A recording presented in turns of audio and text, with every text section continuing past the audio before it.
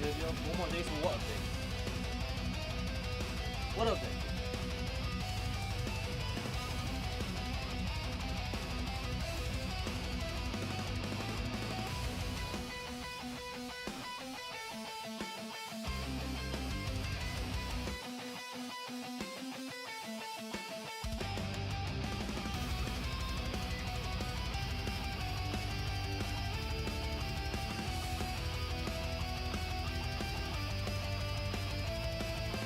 Oh, Genshin Impact 2. Oh, sick.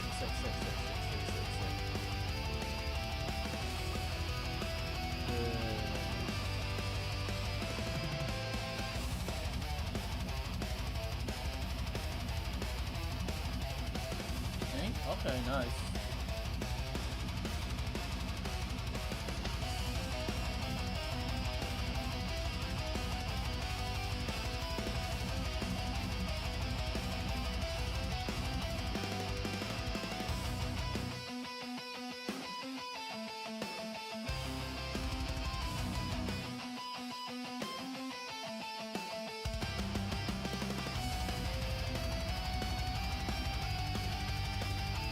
Your day, dude? It's been going okay. It's been going okay.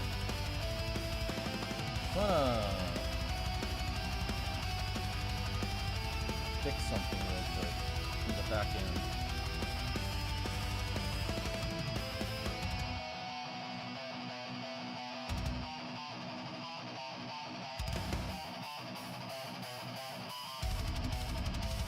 Time to fix something on my screen real quick.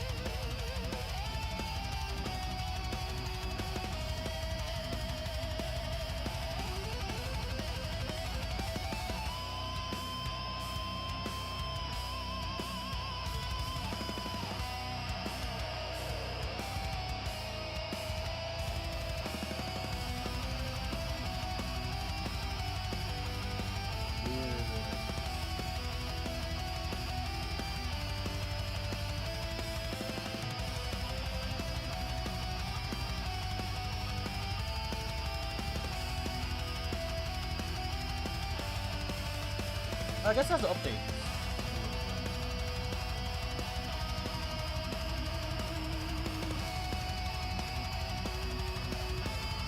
Whatever. I guess let's start. Where's my Genshin? I think I did Genshin off stream today though.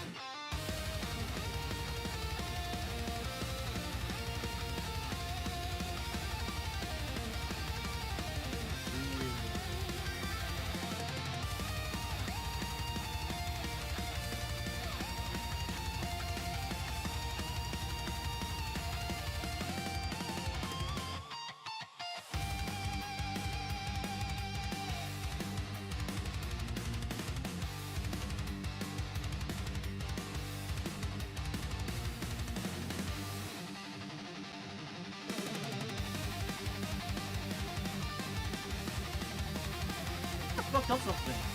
I'm trying to fix my stream real quick, but I think I fucked something up.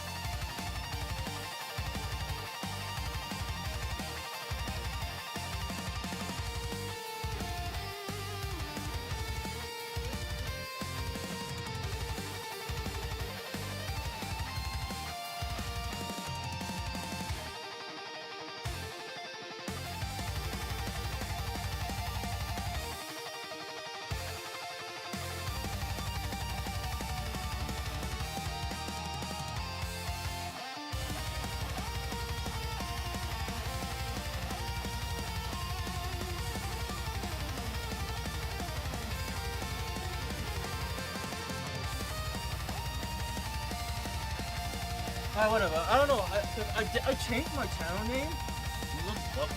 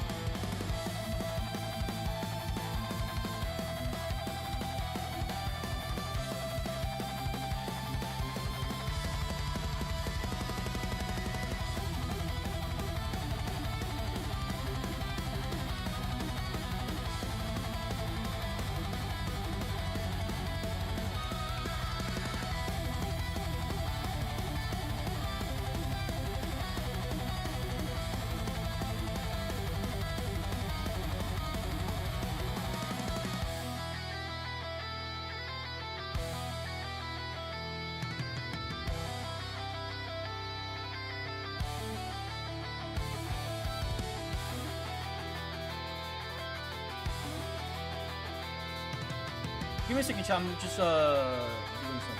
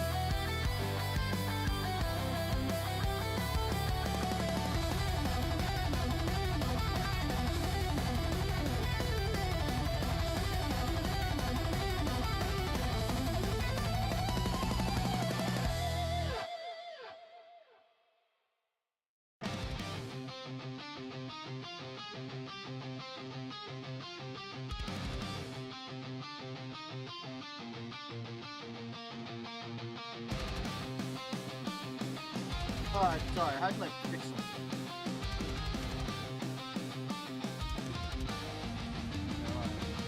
That was weird.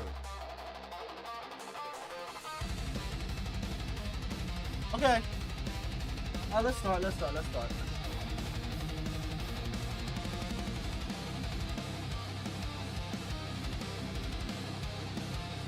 We're gonna do 8 again. I think Genshin and War would be awesome.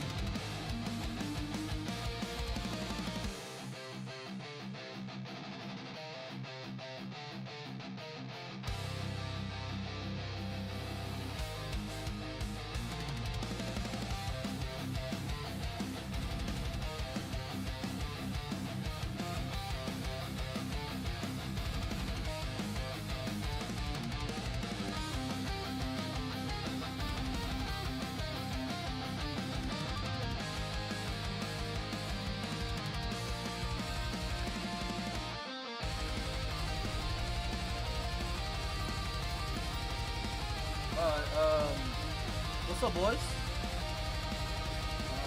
I was fucking trying to fix my Twitch shit because I changed my name. So I don't know what. Oh, let's start this shit.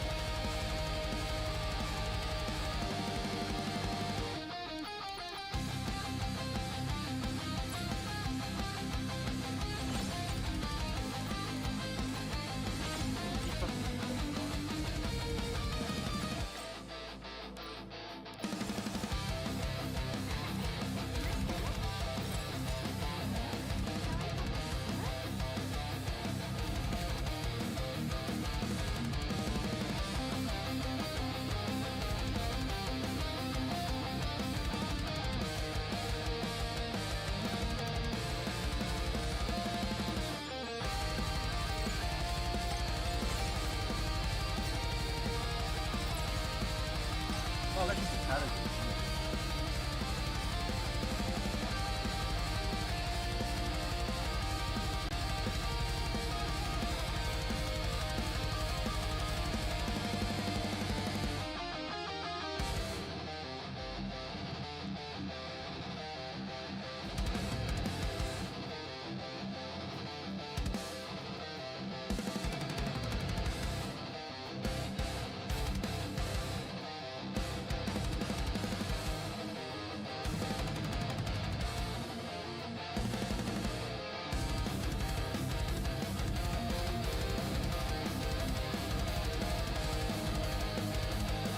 Give me a second, chat. I'm trying to.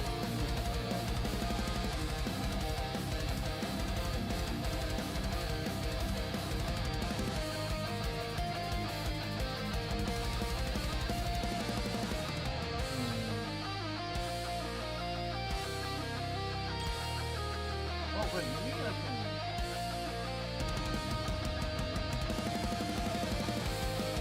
Check Wolf.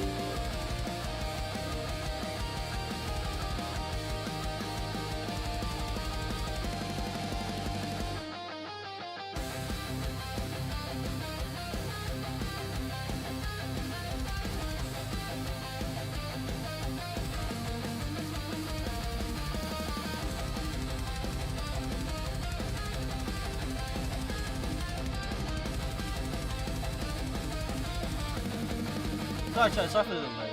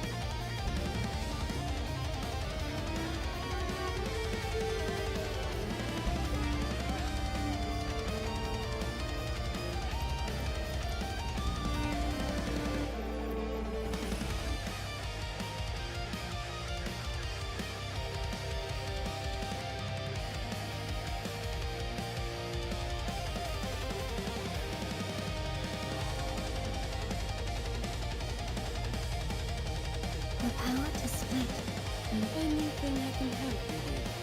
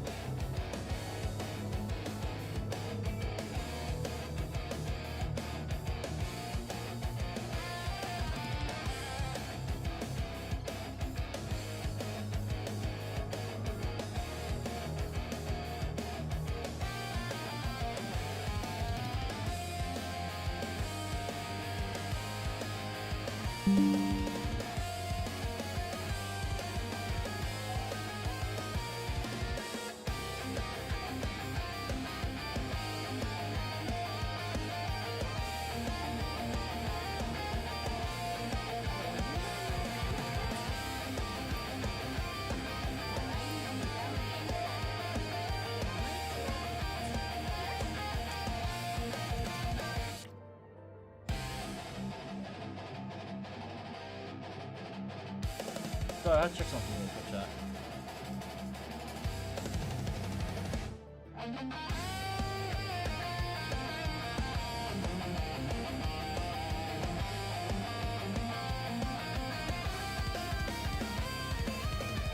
Sorry for the delay, I had to do some stream shit. Alright, make sure to just buddy.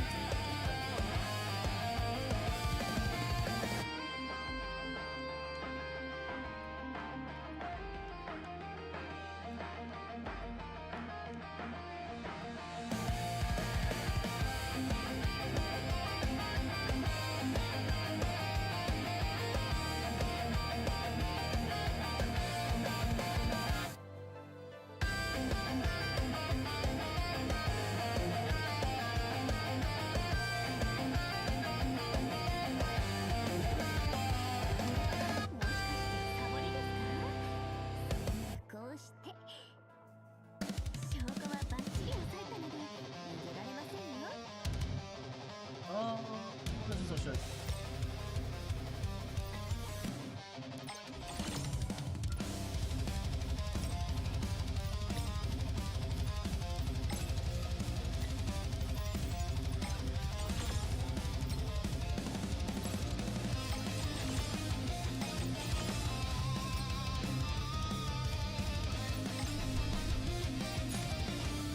Is there a part 2 yet?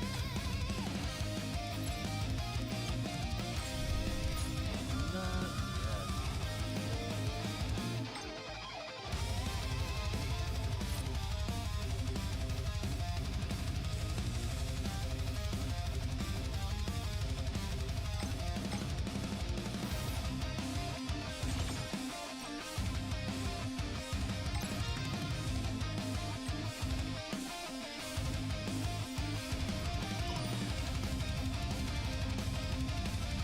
Oh, I don't want to do this shit.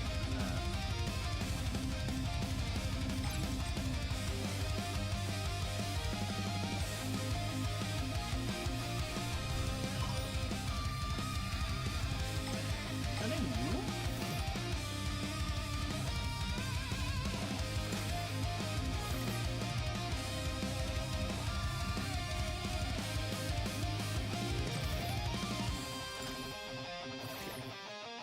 We've already done this. There's nothing new.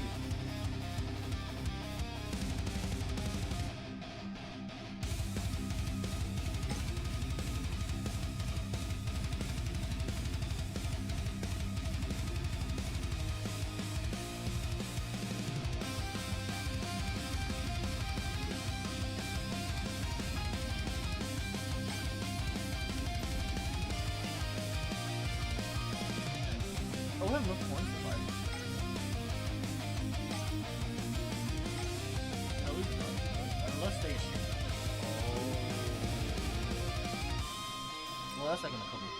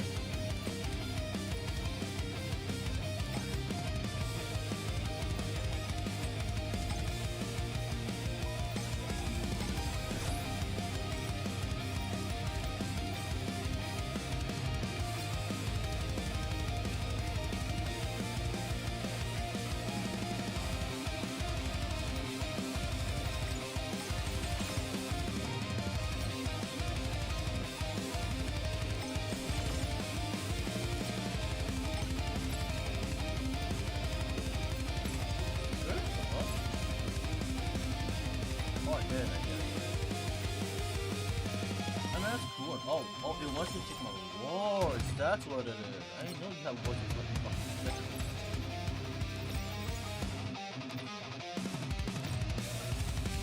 That was just that.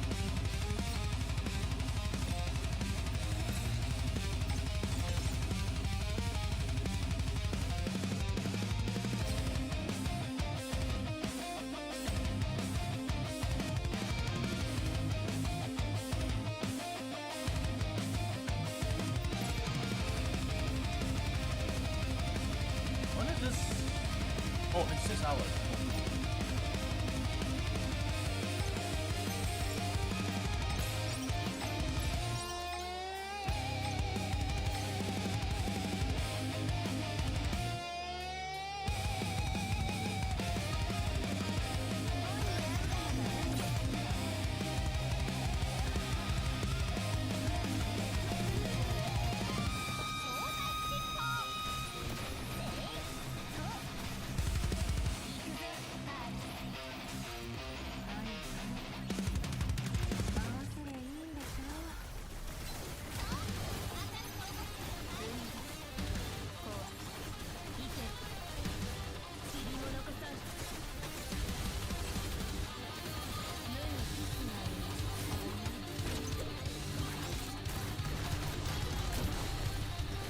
Oh, do that.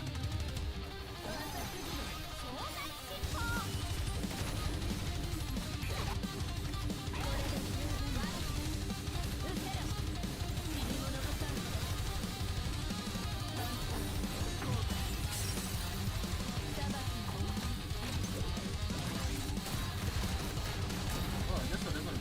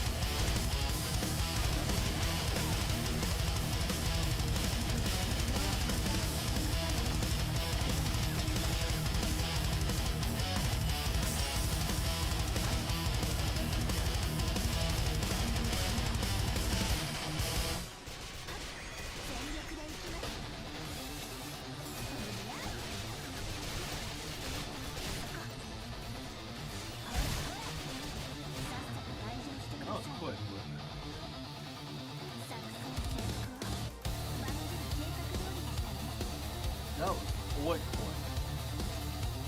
Because of the team, too many points in 1 minute. Like literally half the time.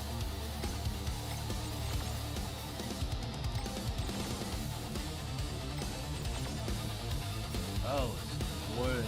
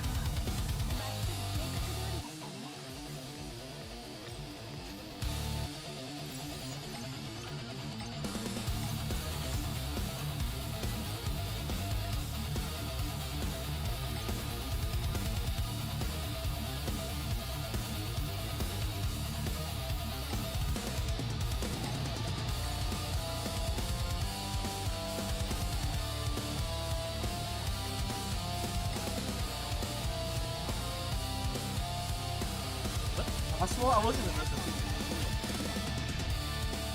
Was it a light type or wind type?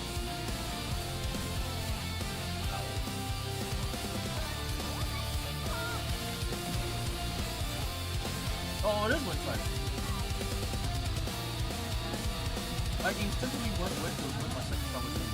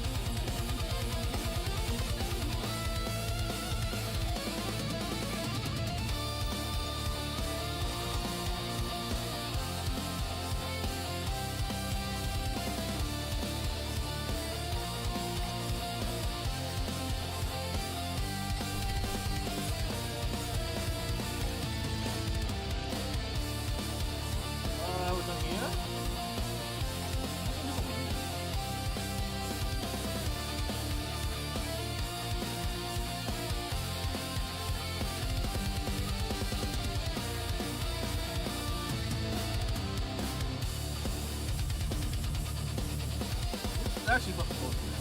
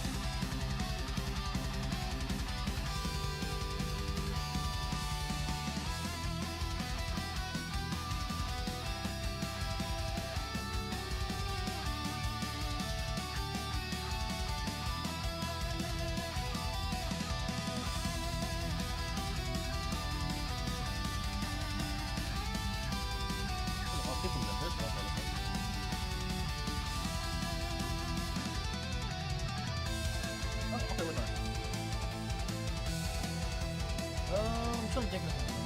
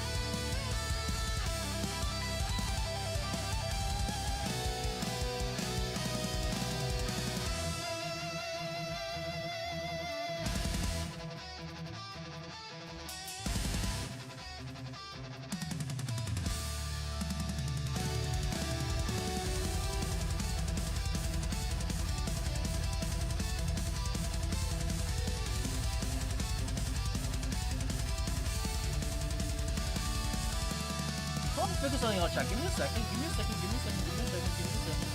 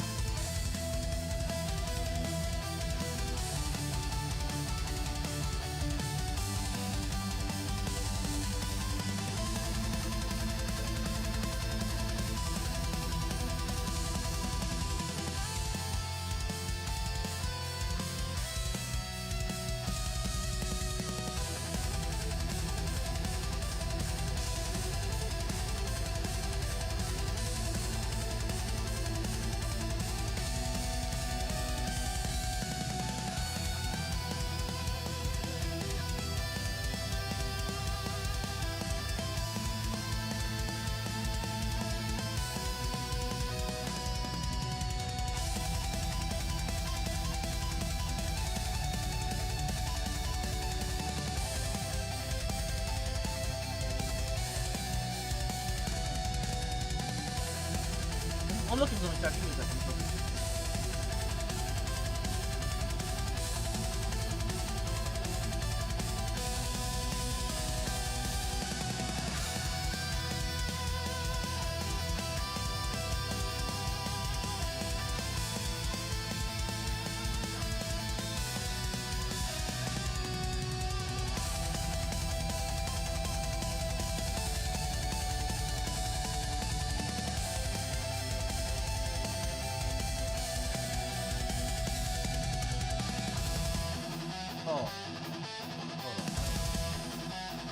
Sorry, I was looking at something.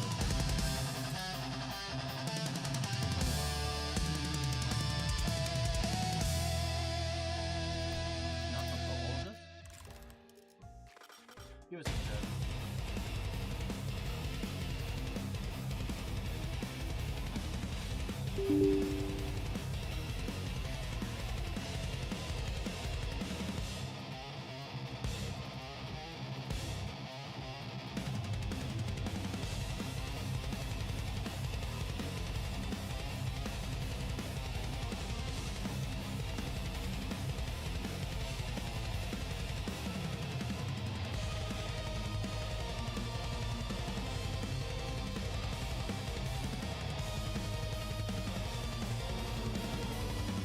I need to check something.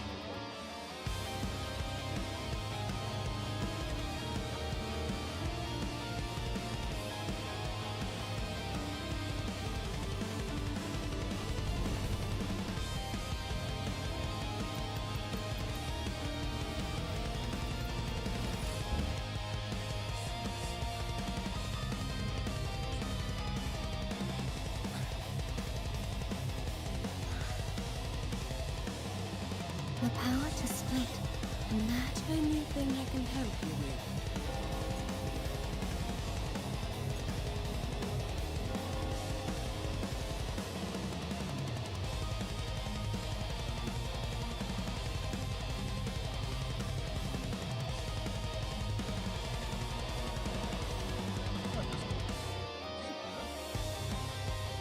Oh wow.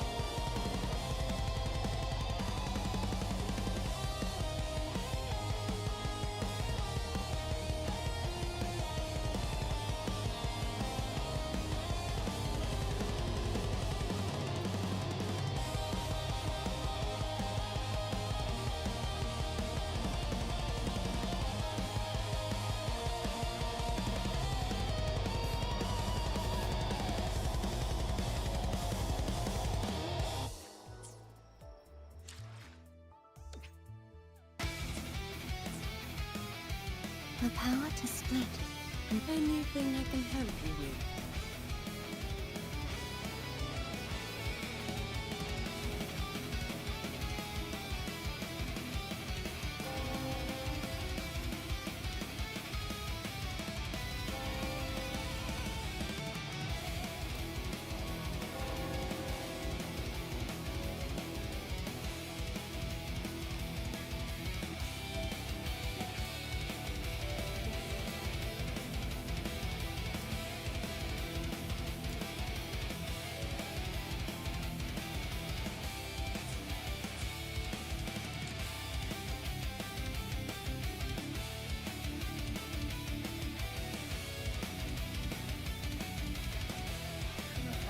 Sorry, I had to like check something on Google real quick.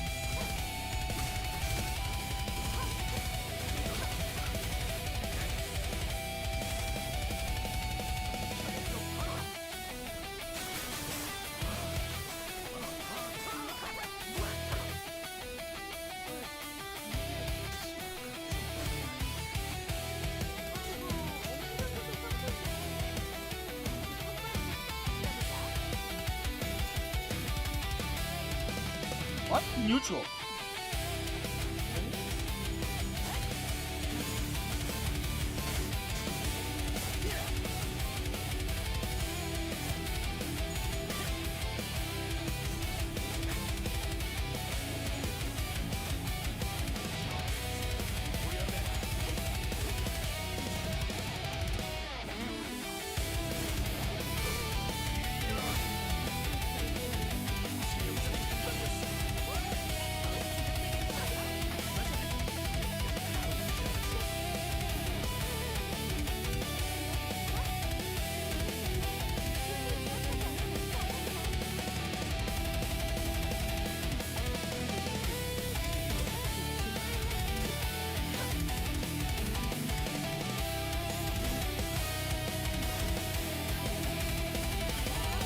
This is kind of bang, huh?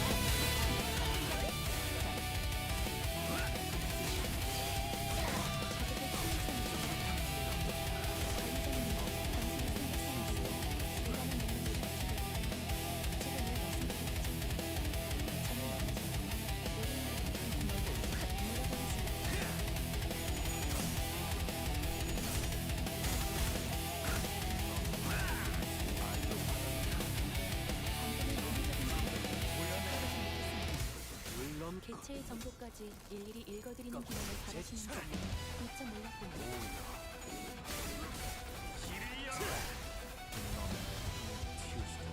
적들이 저녁만 성능들을 맡아버린 손님들처럼 느낌이 드는데 상당히 이상하게 해볼까?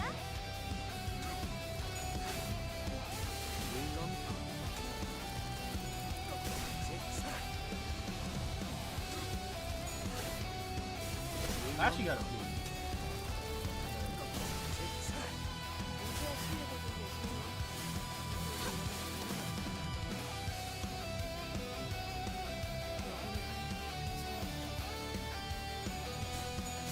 나에게 해준 이야기가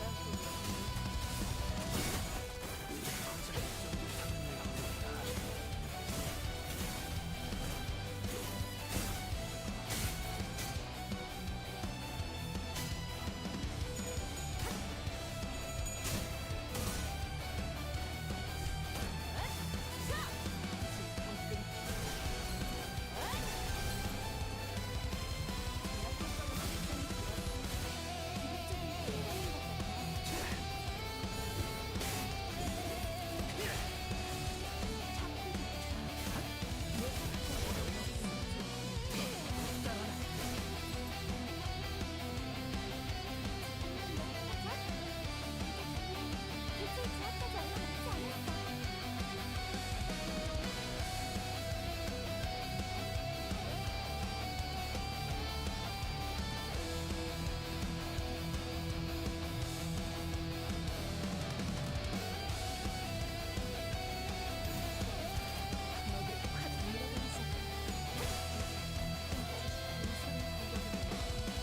지하 회사가 정상으로 돌아갔네.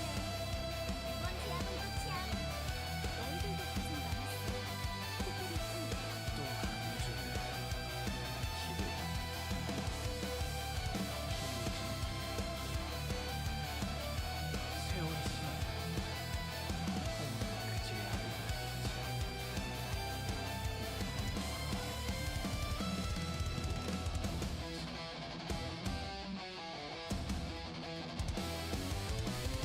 Got a pee. I really got a pee. Ah, fuck. I always hate doing this. What's the point of letting me have all these things? That's what I need to do this way, right?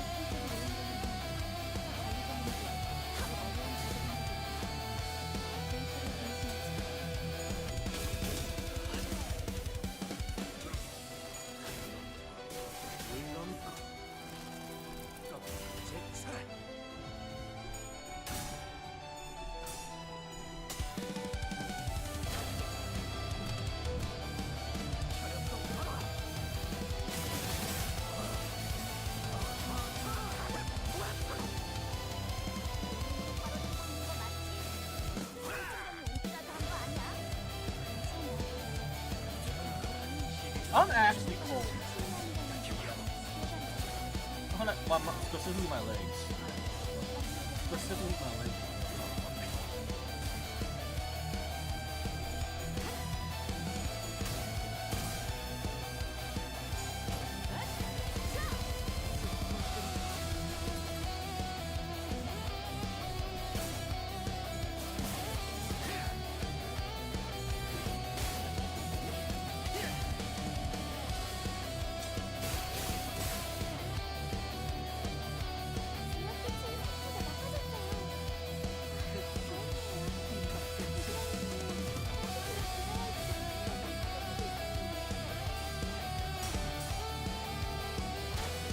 Oh no, we lost that flag. Take it a second.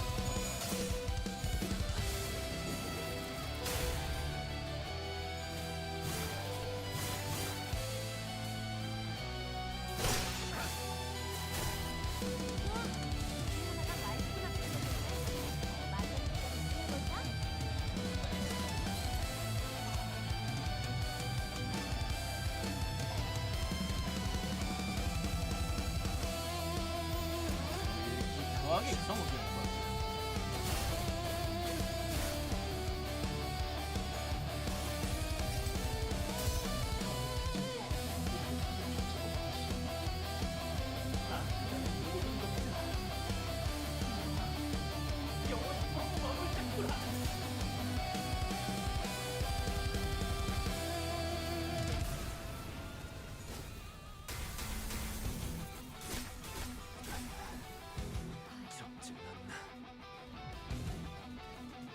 수영상을 입은 버틀러인데? 오늘 만든 준비에는 배우시켜줄 테니까 조금만 버텨줄래? 괜찮은 공격이네요. 앞으로도 그렇게만 해주세요. Did I fucking CC myself?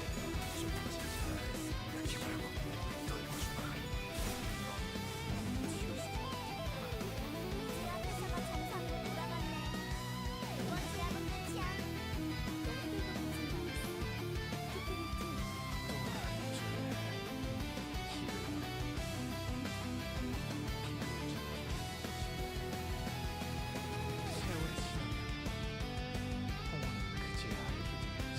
I guess it was. I guess let's do all fucking. I really gotta pee. I gotta take a leak. I gotta take a leak. At least it's like 140%. The other thing that can give me more.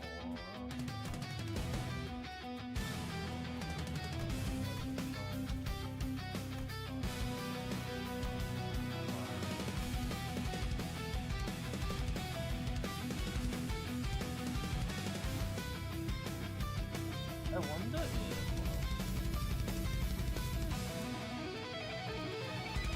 if I dispense this, right? What'd you do?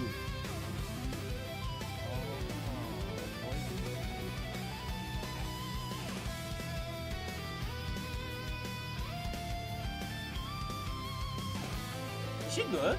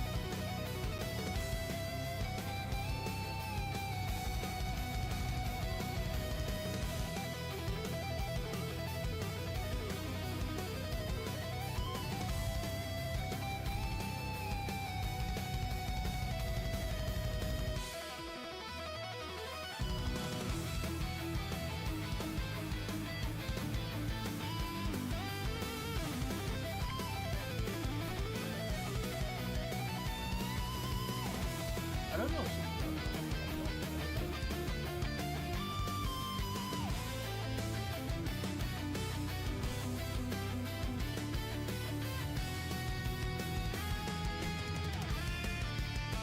probably going up to 18 now. He does bleed, right?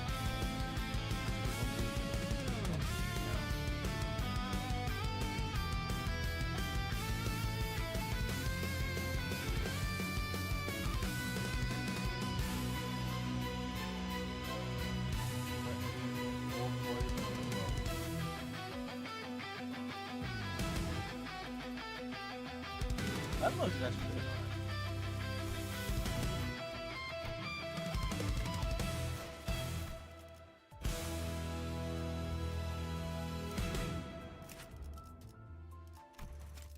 We gotta lower her up.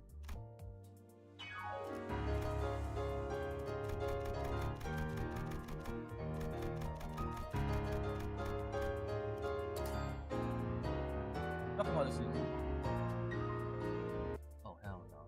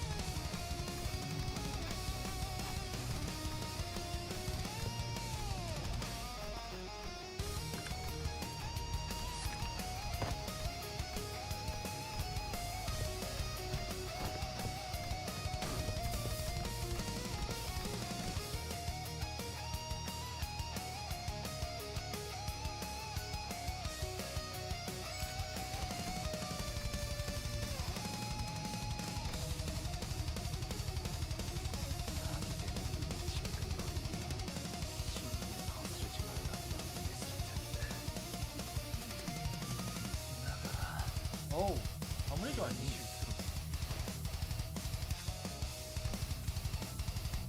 I need like 39.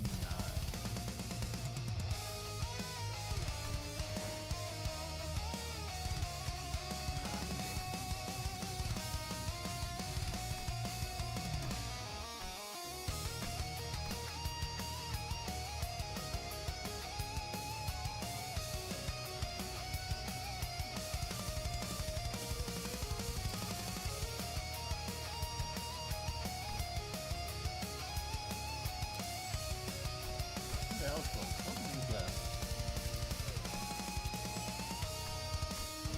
Oh, so close. I was off that one. There needs to be a claim all for this. This is ass. Even Google has a claim all.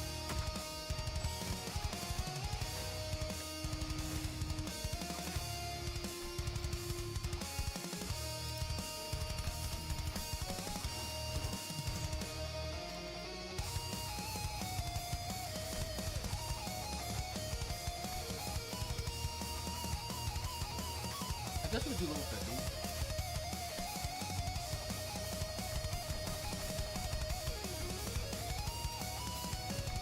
Is she better enough for these team or on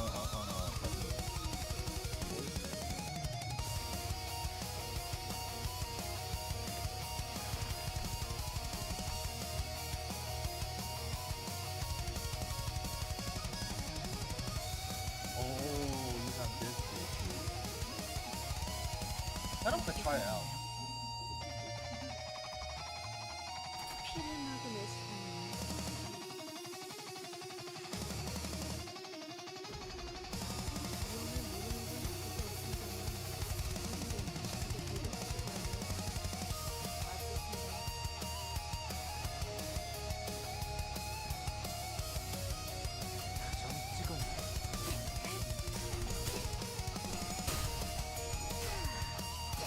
Huh? No, on a foisting, no?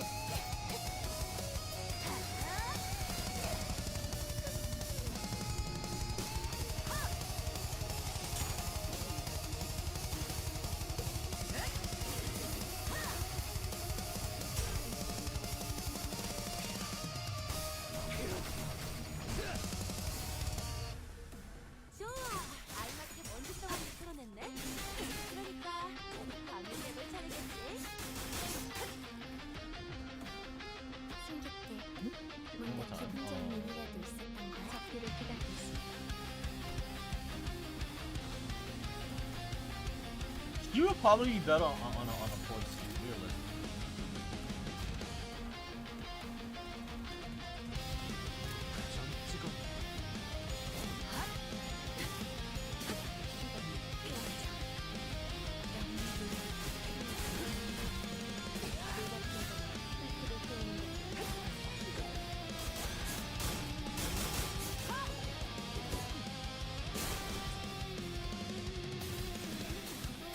방식은 적합하지는 않을 것 같은데. 아니야, 티켓. 생각해봐. 어쩌면 의도적으로 내상인 부분을 건드렸을지도 몰라. 너 이거 진짜 잘나는 자기가 모르고 잘하겠어?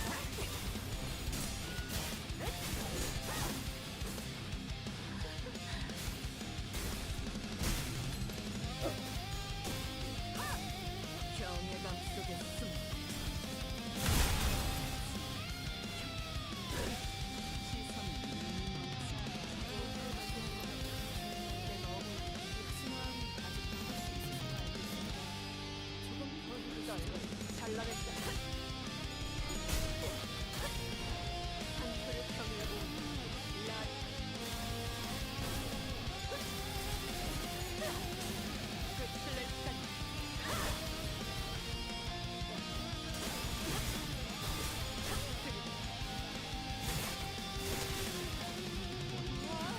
엄청난 공격이었어. 저녁만 하면 날아버린 손님들처럼 비틀거리고 있네. 한 접시 사서 먹어줄까?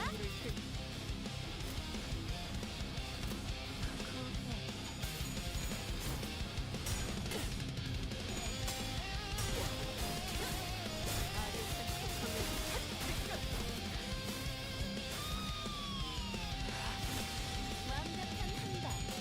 시원한걸?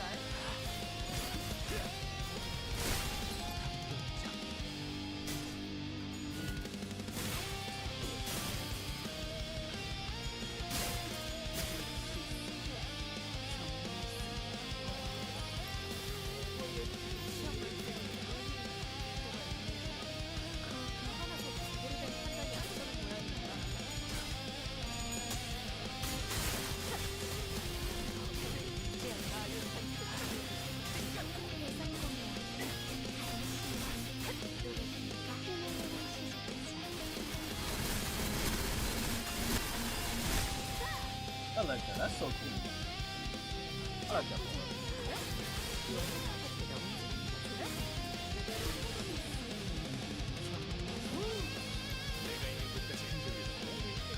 Why this one? 완벽한 놀이기였어요. That's not good.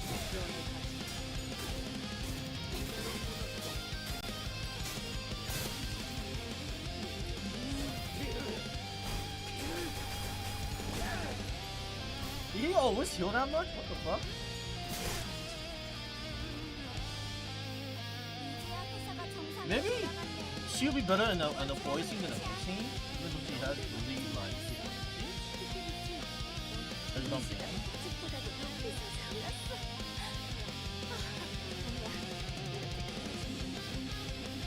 I was trying to test it out.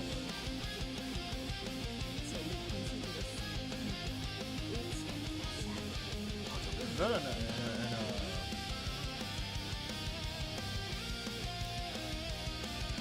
release scene, right? I mean voicing, right?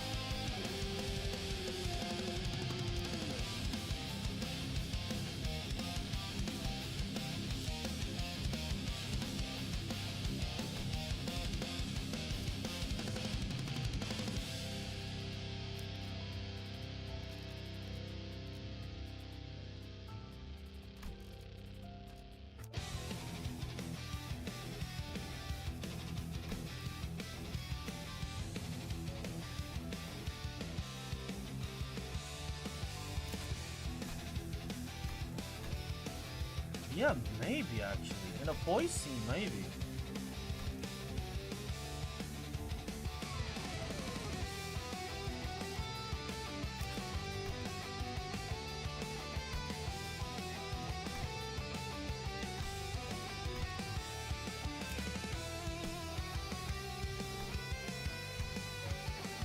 Oh.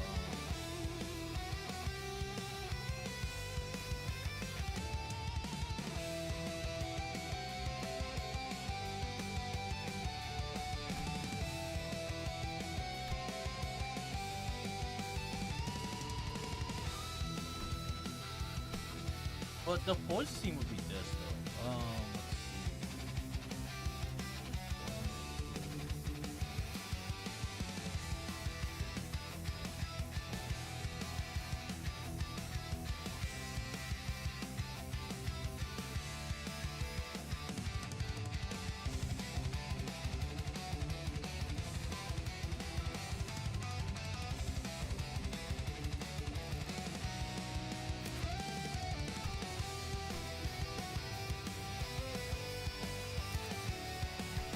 If she had voice, that'd be great.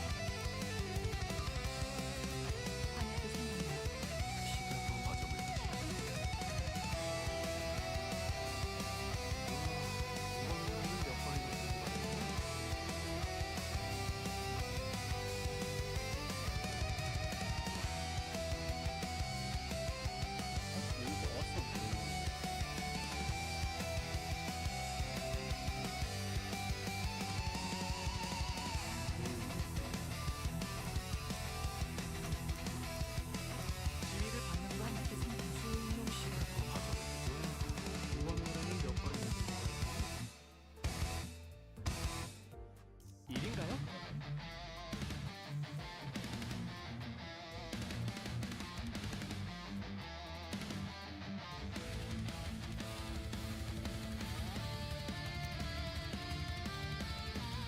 여행이 거의 LCI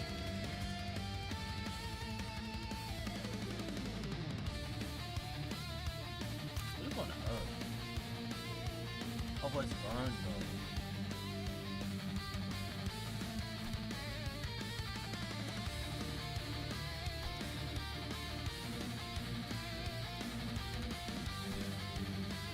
Wait a minute, hold on. I never actually leveled her. What is she again? Oh, it's Rupture. I never broke my Rupture.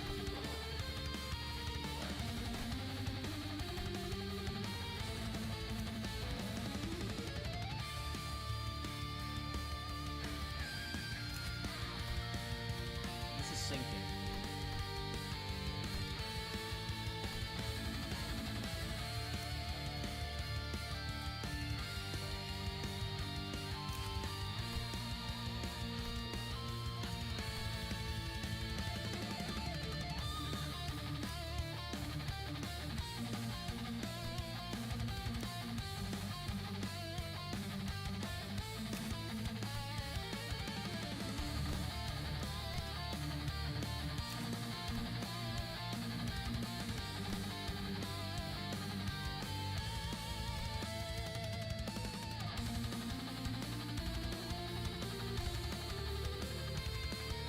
This one's interesting.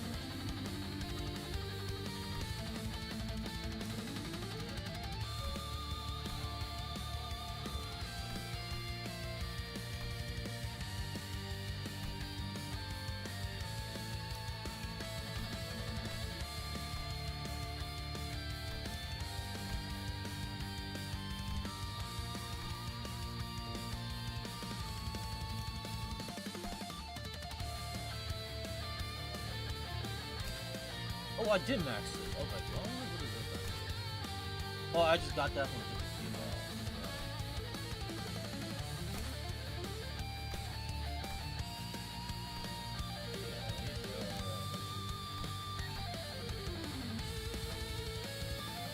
What is this? Oh, I know what this is.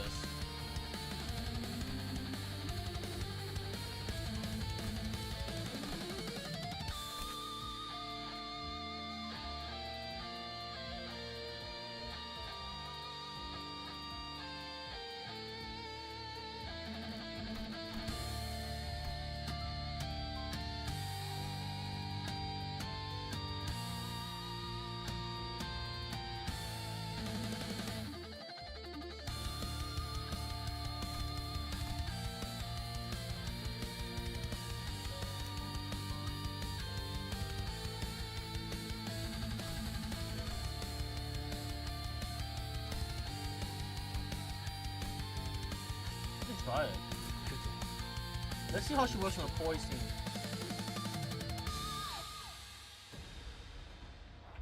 God, I'm fucking cold right now.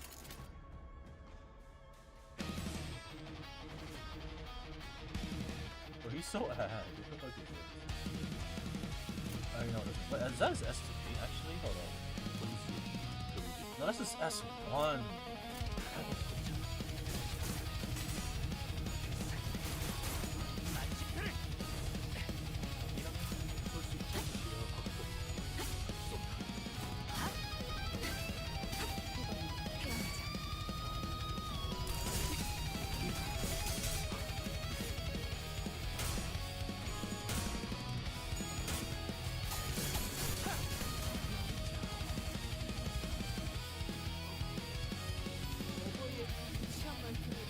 Maybe not supposed to use his S1. Oh, that's who S2 said.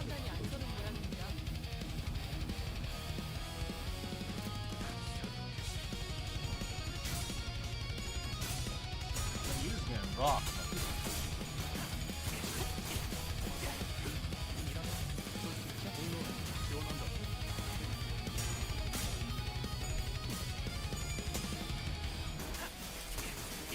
I thought at first it was a sword, but it's a fucking bow. 직접적인 피해라는 거잖아. 그거 그렇게 하는 거 맞아?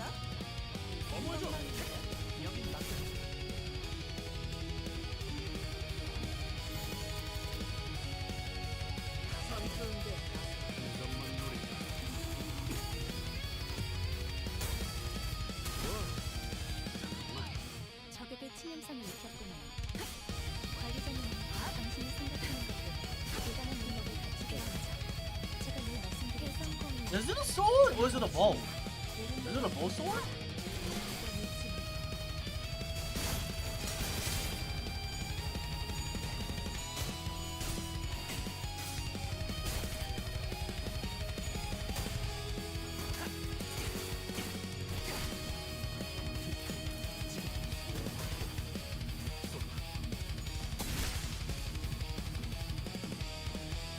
치명상을 입은 상태네?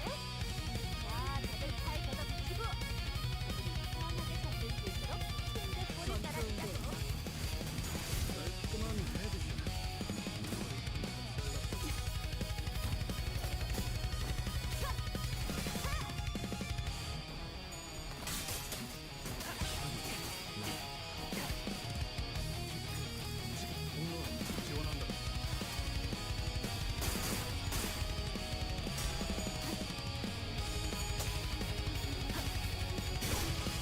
I'm so cold with that. I'm about to go get it. I almost am about to go pee. Is there something special she can do? 적들을 기다리고 있습니다.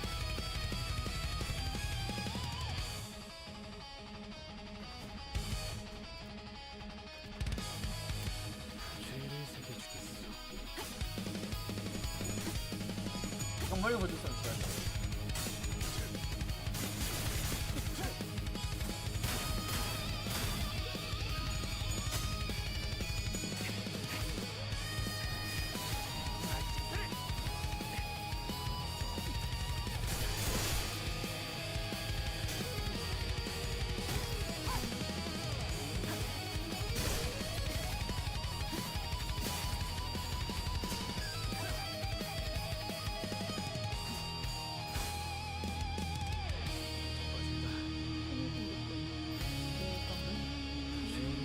Ah, the bullets.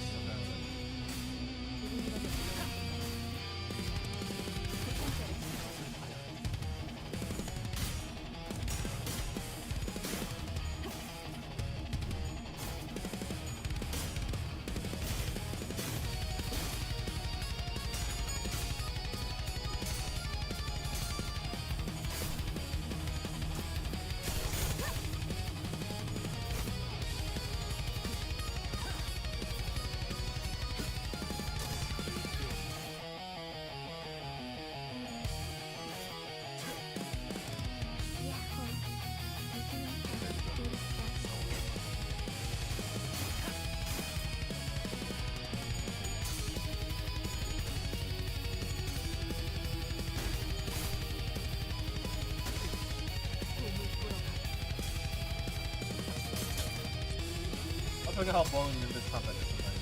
This isn't there.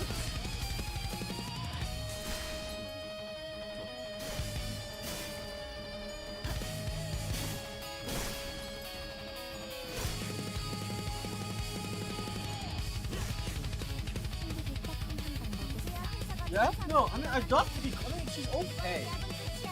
I ain't seen anything crazy. To be honest.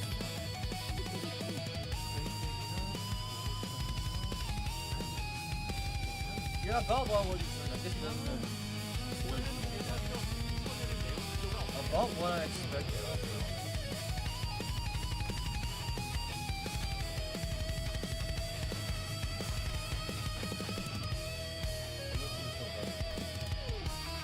I don't think that was a me.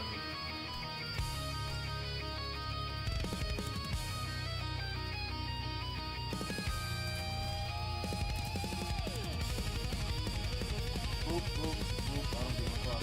Let's go.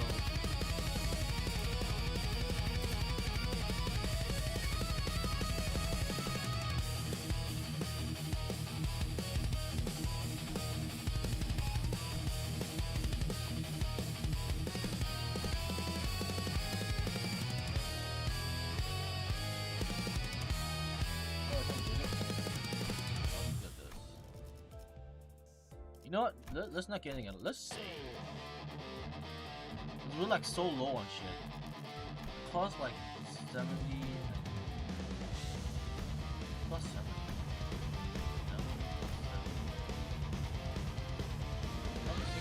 Isn't it 140? Wait, am I getting scammed here?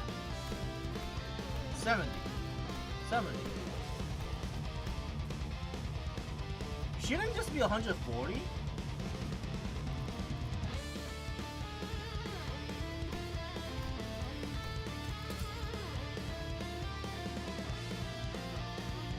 I'm gonna go pee real quick. Go back.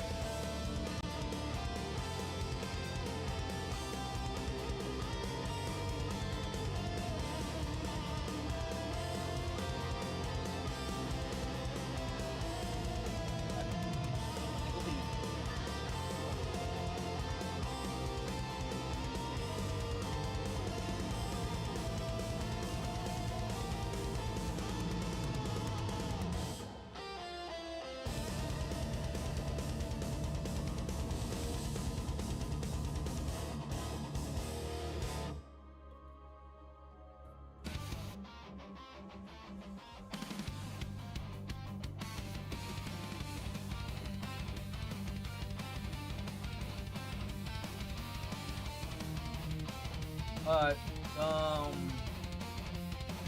let's do this more. This is cool music and all, but let's go watch a video.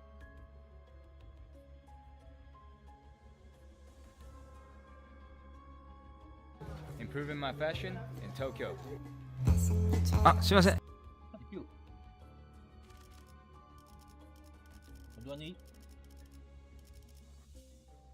You're up to a team, right? Right.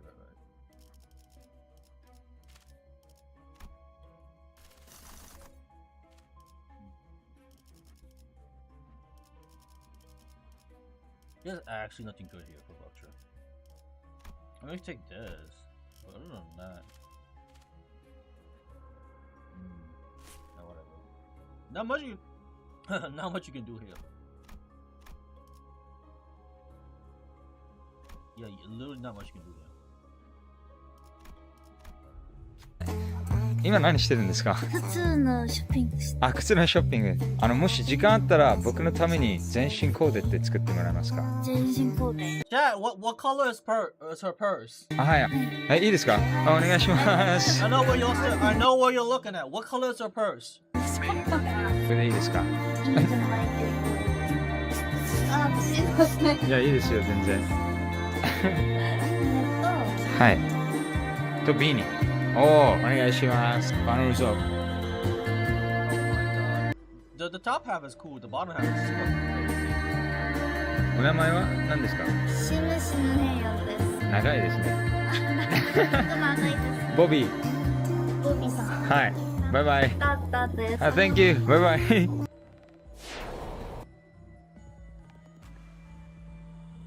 reminds me. Hold on. I think I actually do want this.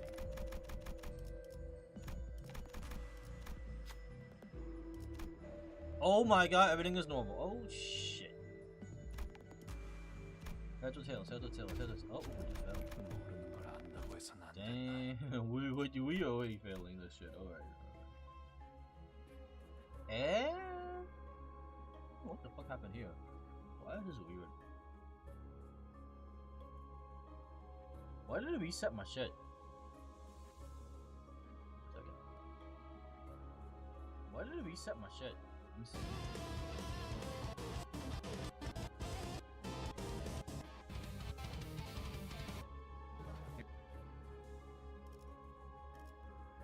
No.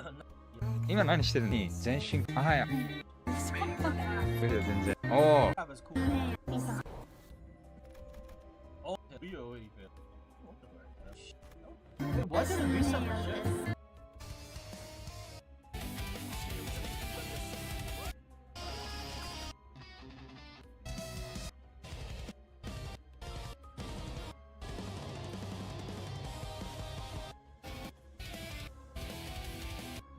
What reset my shit? I don't understand.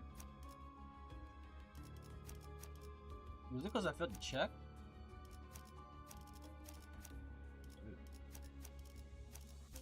내 명을 들은 시비수 결집이다.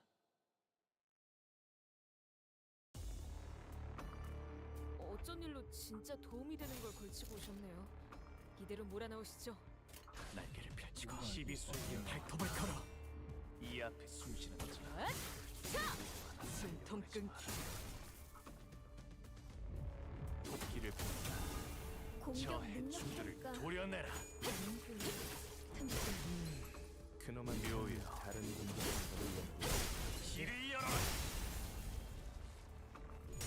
대체에게 큰 피해를 준것 같아. 기우팀의 집에선 완벽한 공격이었어. 이 거리는 충분해. 너한테 지금 멀겠지만 공격 능력 평가? 양호. What? 제대로 You know 꽂혔네. what? I'm very video.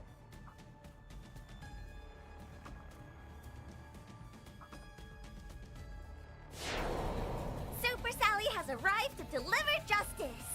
Put down the cash and I won't have to beat you up. Ah! Damn.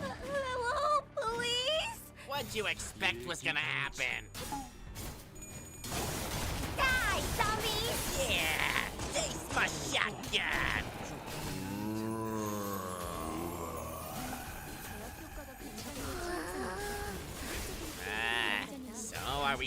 thing or what? I'm gonna eat your brain, baby. Is this movie edited by the Webtoon editorial department or what? Ew! Why are all your Pokemon like sexy? Like you're one to talk. 다른 신나. 회사가 정상으로 돌아갔네.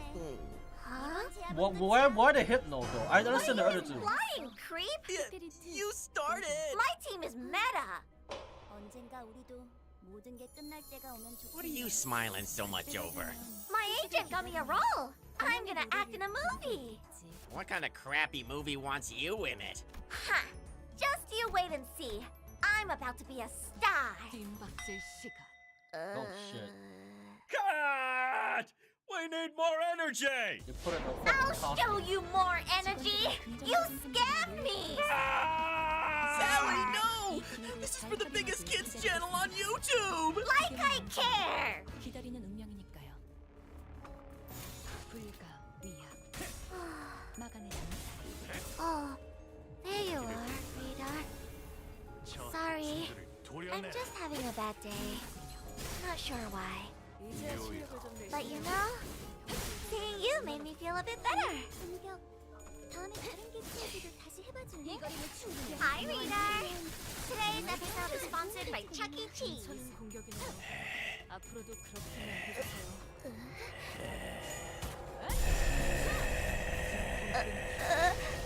Sorry, sir. I think there's been a mistake here. Sir, this is Chuck E. Cheese. Please get your heavy breathing out of here. Who the hell was that? You said you wanted a man in a mouse mask named Chucky who smells like cheese. Oh, Weirdly specific, but who am I to judge? That is not what I said. Hey, Rita. Ay, ay, ay, ay!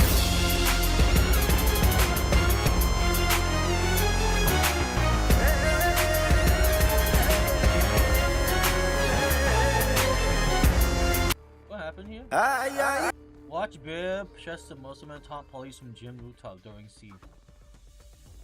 Oh, what the fuck? ay, ay!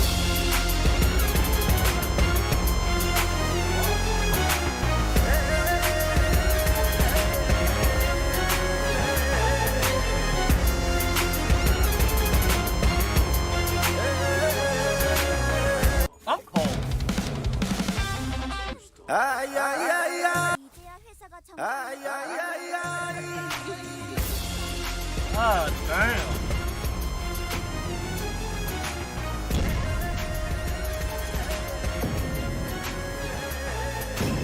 Holy shit.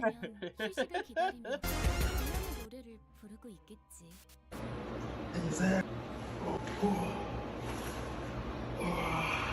오빠 드라이브!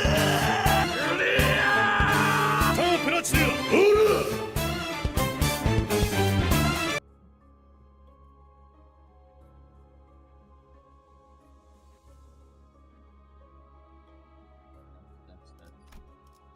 That's interesting.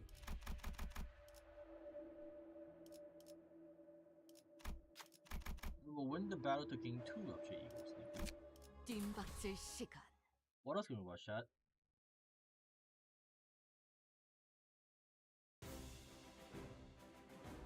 이건 직원들에게 유리한 상황 같아요. 이 상황을 개체를 제압하는 데 이용할 수 있을지도.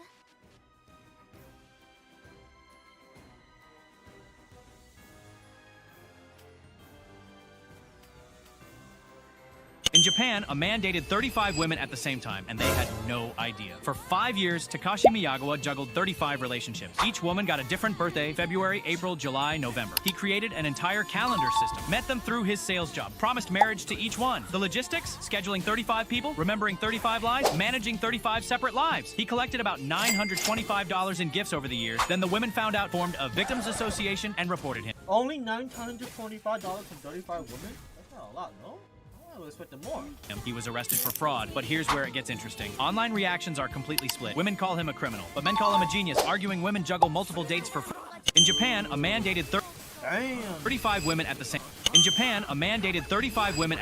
Chat, what was her purse color? 완벽한 In Japan, a man dated 35. Out there. It triggers. It's crazy. 숨통 끊기. 좋아. 알맞게 먼지 덩어리를 털어냈네. 이제야 회사가 정상으로 돌아갔네. 광을 내볼 차례겠지. 이번 제압은 끝이야. 너희들도 고생 많았어. 티페리트, 너도. 언젠가 우리도 모든 게 끝날 때가 오면 좋겠네. 그때가 되면 휴식을 기다리며 고향의 노래를 부르고 있겠지.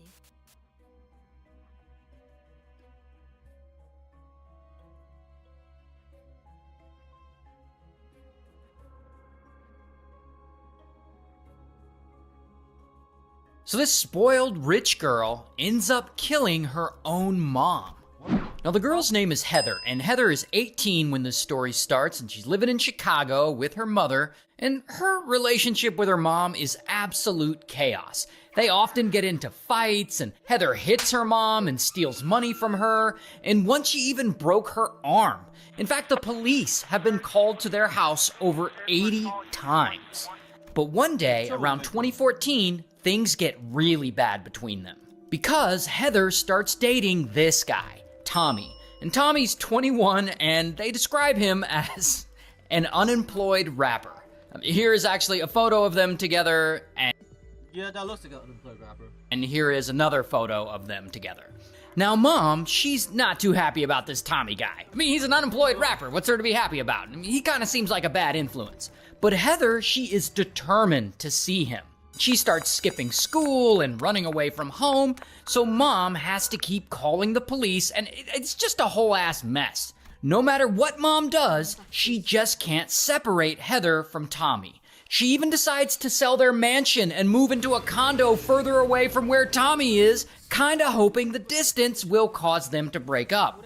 But it doesn't. The fights between Heather and Mom continue.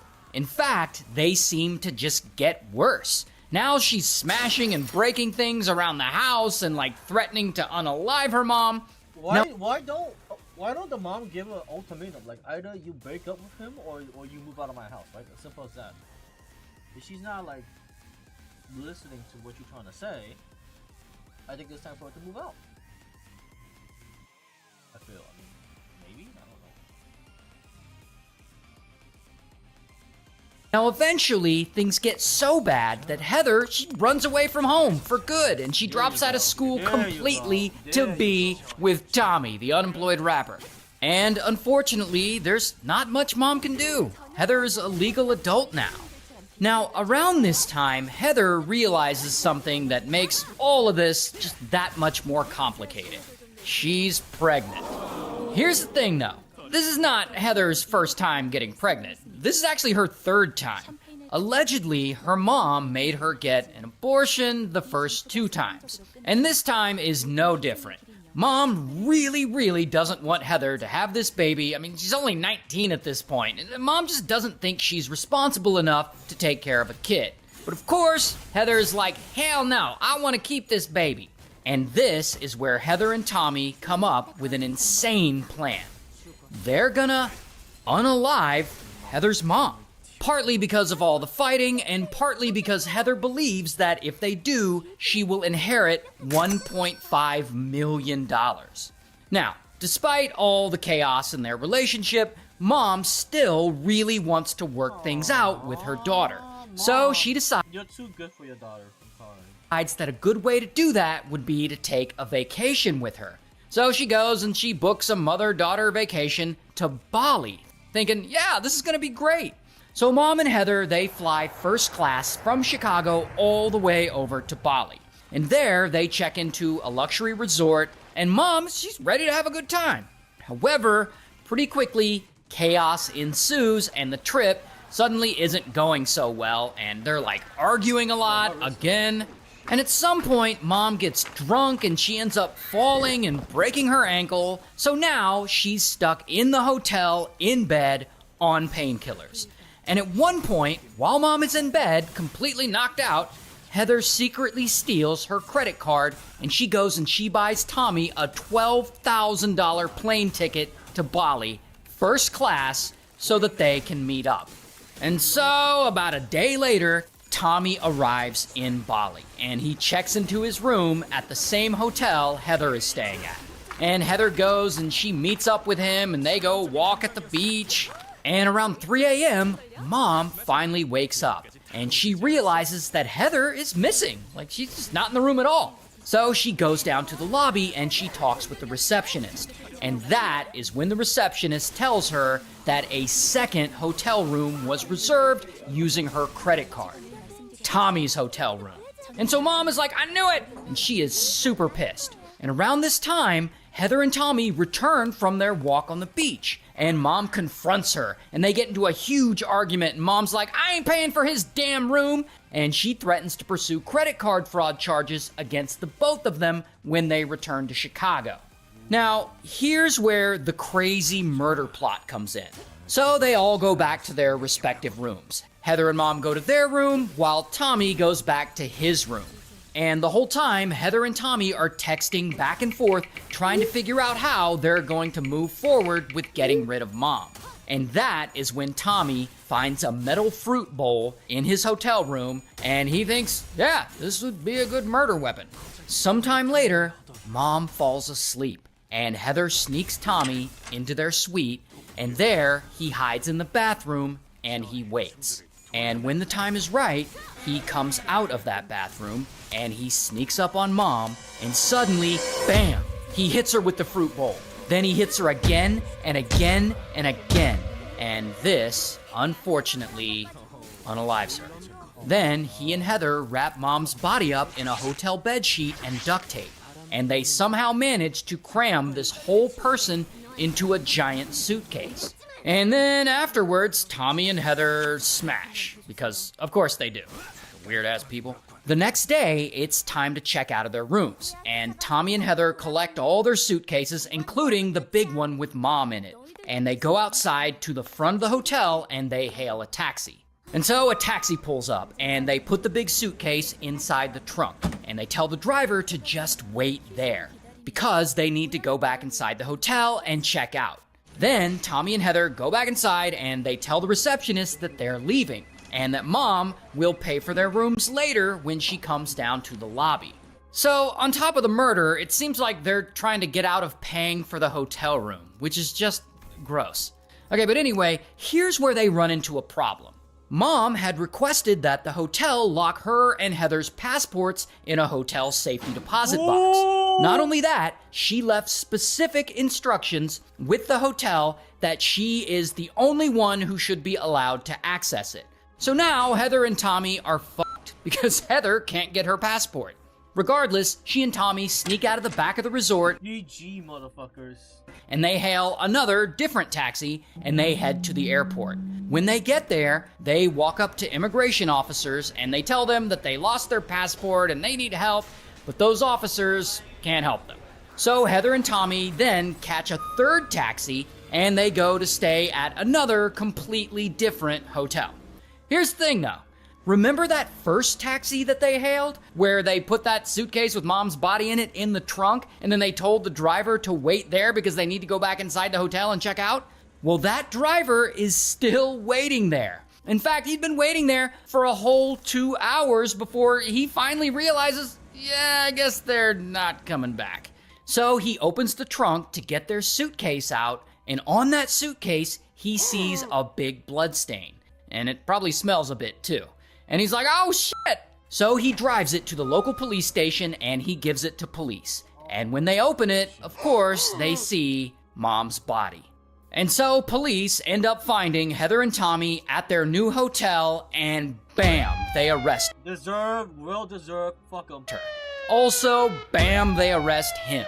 And I don't have a mugshot, but here's a picture of the two of them handcuffed. Holy shit. Mom, you should have just disowned your kid. I'm sorry. Together, and you can see that she's visibly pregnant. And so ultimately, she gets 10 years in Bali prison. Here's actually a picture of her. In Bali, I guess she gets to keep her baby with her in prison. While Tommy, he gets sentenced to 18 years in Bali prison. But 6 years later, Heather gets out for good behavior.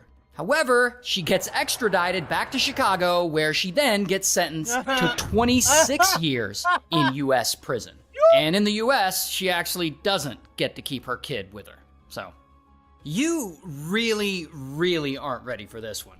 Now, this story starts with this guy. His name's James. And James is 55, living in Colorado. Here's the thing about James. I guess bro really likes to smash. Because he has a wife, this woman, Suzanne, but James and Suzanne are also both in a long-term relationship with this guy, O'Neill. What do you And so mean I guess both? they all smash together. I don't know how that works, but they're all three together. They're a throuple, and they all three live together. And one night in 2023, the three of them are at their condo. And they are apparently partying a bit hard. Like there's a bit of cocaine, a bit of meth, and they're just, they're having a good time. And afterwards, O'Neill lays down to go to sleep, and unfortunately, he doesn't wake up. And so the next morning, Suzanne wakes up in her bed and she looks over to the floor where O'Neill's air mattress is, because he sleeps on an air mattress next to their bed. And Suzanne sees O'Neill and she's like, oh shit, I think O'Neill's dead. And James looks over and he's like, yep. And so they check his pulse and James tries to perform CPR on him, but no luck.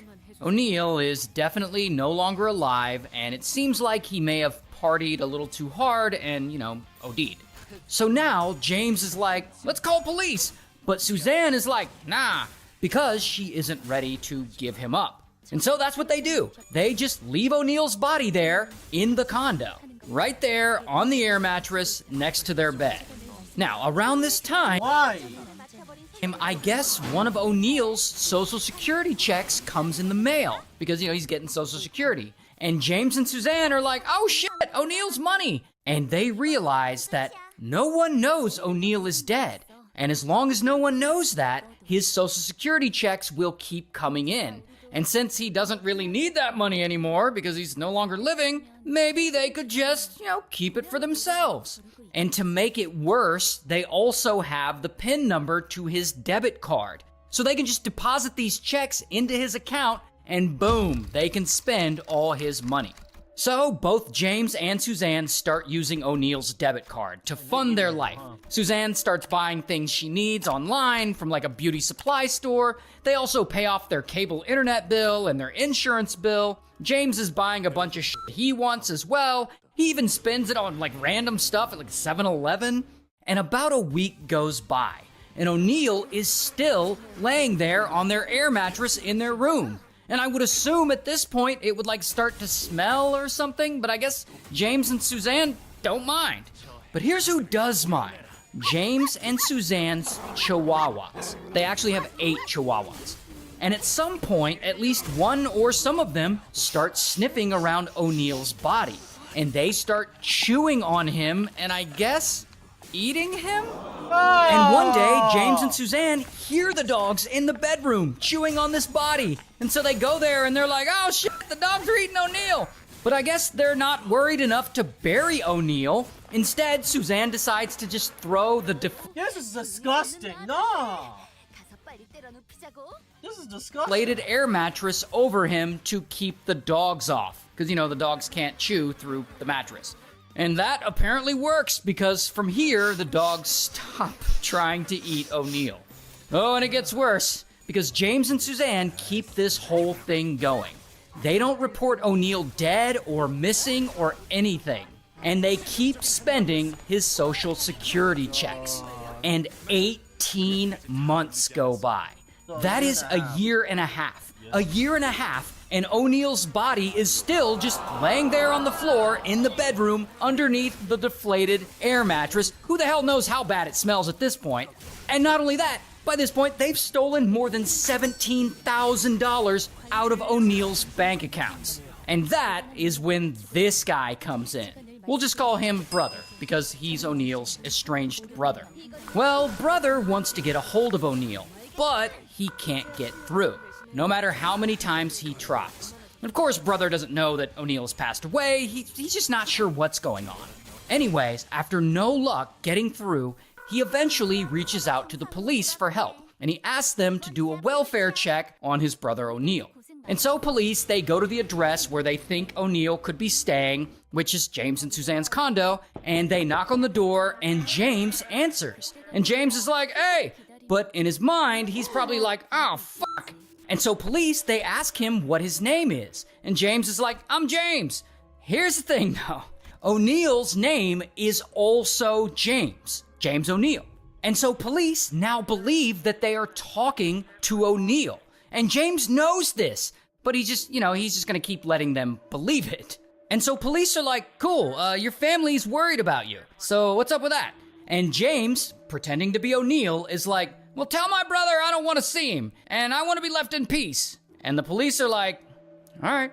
And so police go back to brother, and they tell him, O'Neill is fine, and he doesn't want you to contact him anymore. But then they show brother the body cam footage of their interaction with who they believe Neil is. And brother watches it, and he's like, that's not my brother.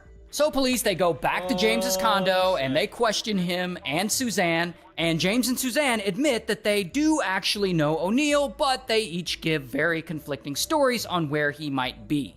So police are like, yeah, this is suspicious.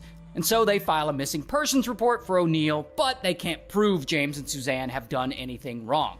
But brother, he's not gonna give up. He knows these two weirdos know something about O'Neill's disappearance. And so brother comes up with a plan to try and trick James and Suzanne into admitting that they know where O'Neill is. So he calls Suzanne and he's like, hi, I really need to talk to O'Neill because he's got some inheritance and I want to give him his share. And Suzanne is like, inheritance? Say less! Because, she's probably thinking that if O'Neill gets an inheritance, that she and James will get access to it. So Suzanne tells brother that O'Neill is here, he's sitting right next to me, but he doesn't want to talk to you. So then brother says he needs O'Neill's social security number and his bank account info so that he can deposit the inheritance into his account. So Suzanne gives it to him. And brother says, cool, one more thing, O'Neill is gonna have to sign for his inheritance at the bank in person. And that is when Suzanne just gives up and she stops talking to him. So that plan didn't work. But now brother has something to work with. So using the information Suzanne gave him, he starts digging into O'Neill's bank accounts. And he sees that not only are O'Neill's social security checks hitting his bank account every month, but there's also a lot of spending activity going on and a ton of ATM withdrawals. And so brother, he takes this to police and they start investigating. And they are able to track O'Neill's debit card to a local 7-Eleven where James had been using it. And when they look at the surveillance footage from that day and time, they see James, not O'Neill, using O'Neill's card.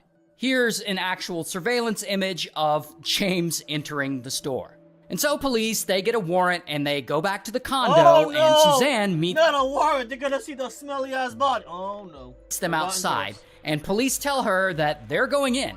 And Suzanne doesn't even hesitate. She's just like, yeah, O'Neill's in the bedroom, and he's dead under the air mattress. And so, bam, the police arrest James. Here's his mugshot. Also, bam, they arrest Suzanne. Here's her mugshot. And they actually haven't been to trial yet, so all of this... So this con man pretends to... They look like fucking crackheads, I'm sorry to say. I think I have one that have that. I need a box and a rope. Box is tier 3, rope is tier 2. Can I make one?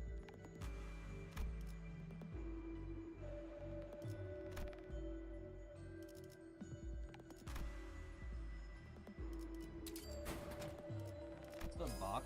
I still need the rope. I have the rope. Am I stupid? The rope was right here.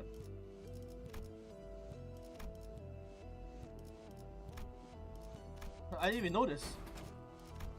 Oh shit, I almost fucked up. I got lucky, I almost fucked up. I guess we could just... I wish we could get this. But I don't know if this is RNG or story specific. Yeah? to be James Bond, basically, to get a woman to fall in love with him so that he can steal her money. Now, the con man's name is Mark, and Mark is 39 when this story starts, and he's living in England. And bro, he's always been a con artist. He's always taken on different identities and ripping people off. and because of that, he's been in and out of prison. But Mark, he doesn't seem to care. He just wants to make a lot of money any way he can. And so one day, Grab some sushi. 효율적인 대처로 개체를 꿰뚫었습니다. 참고로 기계는 입에 달린 말 따위 쉽게 하지 않아요.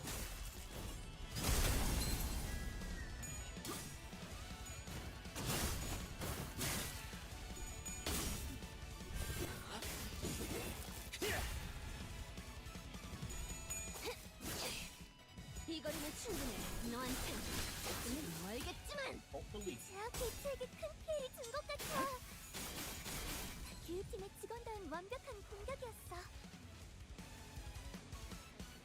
in 2012, he meets a target who's eventually gonna take him down.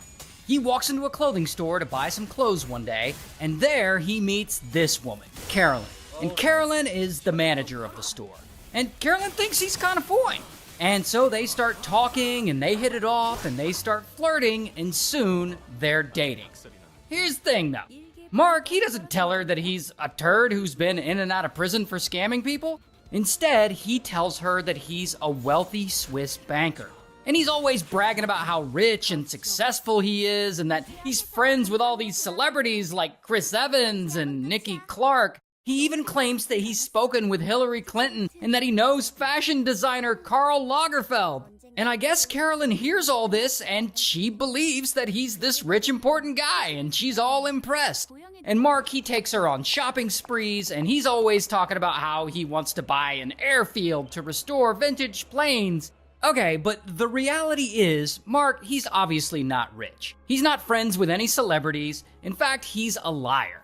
And to make it worse, he's actually married to another woman, and they have 2 kids. And his real wife and kids live not that far away from Carolyn.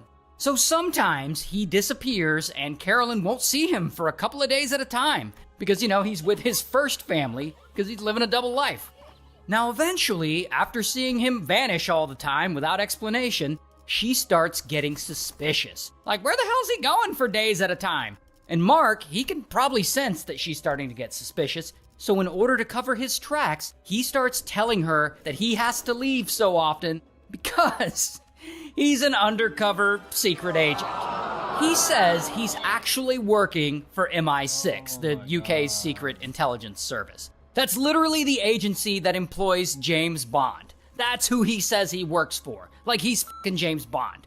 Anyway, he tells her that the Swiss banker stories and the airfield stories, all of that is just cover for his MI6 missions, and that whenever he disappears for days at a time, it's because he's away on his super top secret assignments. And to try and prove it to her, one day Mark is with Carolyn, and he tells her that his boss wants to see him. And then he drives her over to the MI6 building. When they get there, Carolyn watches him walk past 2 armed guards and into an underground parking lot. Somehow. I guess he's trying to make it look like he works there. Now, I guess Carolyn's never met a real undercover agent before. So in her mind, this all checks out. So she believes him. Once she believes him, Mark now has a free pass to keep up his bullshit and disappear for days at a time without question. And each time, he'll then show back up at her place with some new excuse as to why he was gone. Like one time he shows up with his arm in a sling and he tells her he was working undercover in Syria and he got shot. Another time he shows up with his head all bandaged with a drain dripping from it. And he tells her he's got a brain tumor and that the MI6 is so worried that he's gonna spill state secrets that they got him under hospital guard, but that he somehow snuck out just to see her. I mean, he says all kinds of crazy shit. And poor Carolyn, she seems to buy into every word he says. And if that isn't bad enough, this is when he starts conning her out of money. Now, at some point, Mark tells Carolyn that he's tired of being an undercover agent. This MI6 life, it's no longer for him. He doesn't want to be James Bond anymore. Instead, he now wants to focus on real estate, like buying luxury properties. And Carolyn, she's supportive of this career change. I mean, anything that gets him out of danger sounds good to her. But then he starts asking her for loans. He tells her, "Dear, I'm having some cash flow problems and I need to renovate one of my properties. Could you help me?" And of course, Carolyn is like, "Don't worry, babe. I've got you." Now, Carolyn recently sold her house, so she has a bit of money in her savings. So she lends him 26,000 pounds. Oh, damn. And over the next few months, she lends him more and more money, eventually, in total, giving him around 750,000 pounds, or about $1 million US. And of course, Mark, he doesn't use any of this money to renovate any real estate. He spends it on himself, on like nice cars and expensive rental properties. And he even uses some of it to pay for his kids' private school tuition. Meanwhile, he's still stringing poor Carolyn along. He tells her he's gonna marry her. He even buys her a wedding dress to prove it, probably using the money that she lent him. Then he convinces her to move into a luxury apartment she thinks that he owns. But in reality, it's a rental and he paid for it with her money. And by this point, she's like super in love, like she's in way deep. She quits her job, she moves in with him. But once she moves in with him, Mark gets real controlling. And he starts isolating her from friends and family so that they can't warn her about what's really going on or talk her out of giving him any money. And this goes on for months. But then, once Mark feels that he's drained her enough, he starts to pull away. And slowly, he stops replying to her calls and her emails, and he eventually ghosts her. And that is when Carolyn finally realizes that she's been scammed. And of course, she is devastated about this. In fact, she's so devastated that she even considers unaliving herself, and thankfully she doesn't. But meanwhile, Mark's scamming ass, he's already on the run. He eventually ends up in Spain, and there he just keeps conning people. This time he's like selling London luxury properties that he doesn't own to Spanish buyers. But after a few months of this, the Spanish police, they catch him, and bam, he gets arrested. And he gets convicted, and he's sentenced to 3 years in prison. So Mark is finally locked up, justice has finally been served, and he'll never commit another crime ever again. Until... Oh, come on, of course he's gonna commit some more crimes. While he's in prison, he applies for parole, and he's granted temporary release, on the condition that he surrenders his passport and stays in Spain. But of course, that's not what Mark does. As soon as he's out, he goes on the run again. Why do they even trust this guy? Anyway, so now the Spanish police are looking for him. Meanwhile, back in London, Carolyn reports Mark to the police because, he scammed her. So now Mark's on the National Crime Agency's 10 most wanted list. And so he's wanted in both Spain and Britain. Ooh. And since he can't go to either of those two countries now, he decides to flee over to Switzerland. And there, he changes his identity and he sets up a fake company claiming to make black box recorders for driverless cars? That doesn't even sound like a real thing. But I guess people fall for it. He even brags that Elon Musk has invested $6 billion into his company. And with that bullshit story, he's able to scam someone out of 400,000 euros. So now he's wanted in Switzerland as well. Days Does he have kids? And a wife? What happened to them? later, bam, the Swiss police arrest him. And he eventually gets extradited back to the UK. Here's his mugshot. He then serves 2 years in prison there. After that, he has to go serve 2 years in prison in Spain. I'm very excited to introduce you to Sam Bankman-Fried. So this con...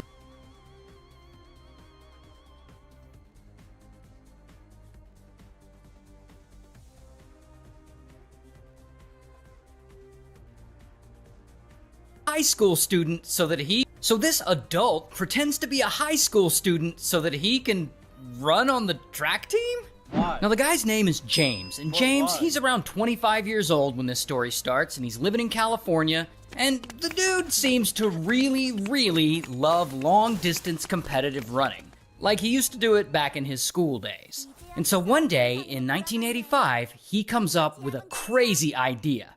Why not pretend to be younger and enroll in high school again so that he can run competitively again? So he enrolls as a student at a local high school, and he pretends to be 16 years old. And he gives them a name that he had stolen from someone else, and he gives them a whole bullshit elaborate backstory about how he's an orphan whose parents died. And the school admins, they feel sorry Do they not question how he looks? Older than a normal 16-year-old kid? for him, and they believe him, and they're just like, all right. And so, boom, 25-year-old James is now going to high school. And he does pretty well there. Probably because he's been there before, but he starts making friends, and the teachers and parents love him, and he's like acing all his classes. But as I said, what James really wants to do is run. And he's really good at it. I mean, he's a former state champion. Now, the school is still checking out his backstory while he attends, so he can't officially join the school's track team yet, but he does start training with them. And during training, James, he doesn't hold back. Like, he doesn't pretend to be at the level of the other runners. James fucking dominates. He kicks the shit out of them on the track. And then there happens to be a big cross-country race. Bro is smurfing. That's crazy. Against kids. Coming up, and James wants to run it so bad.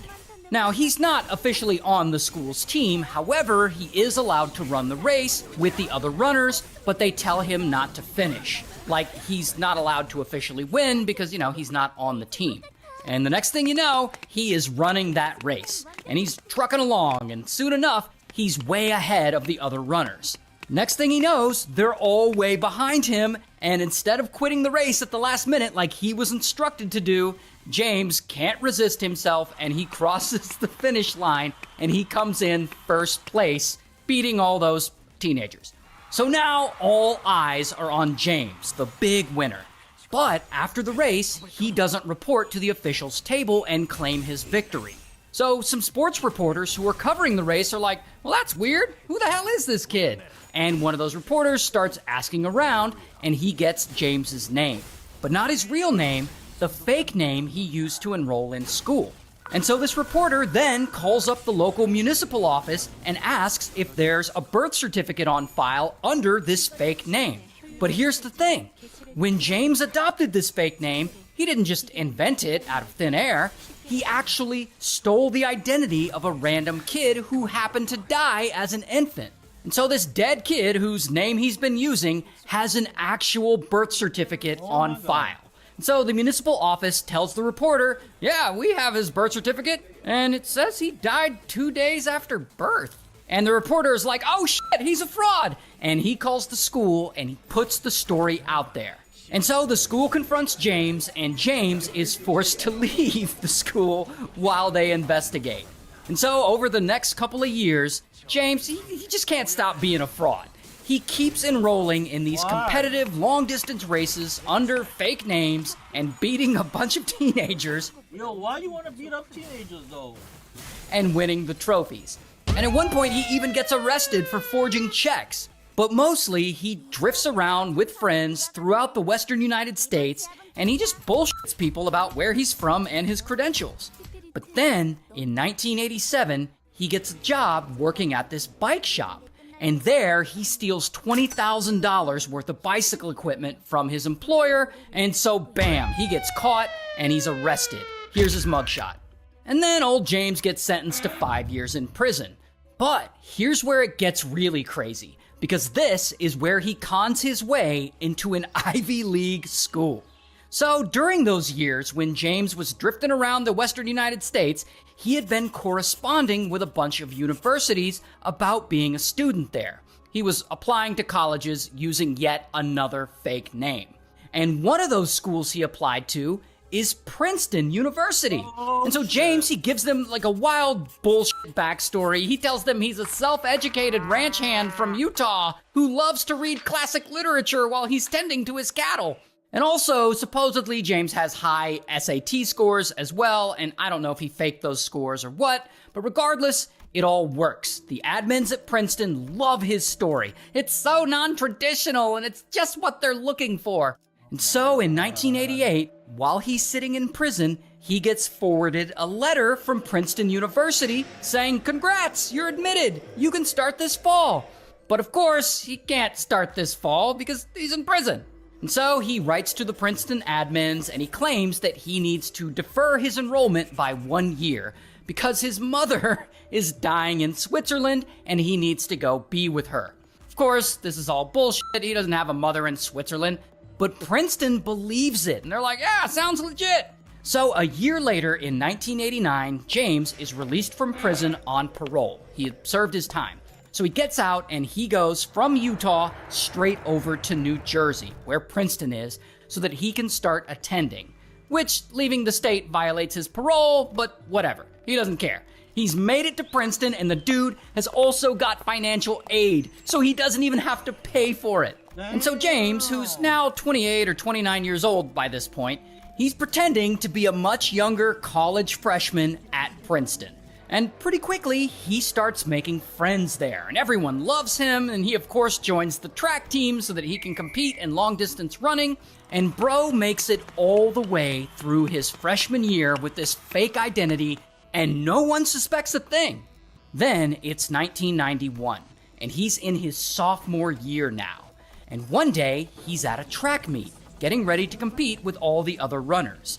And one student is just chilling there. And she's actually there to watch her friend compete in the race.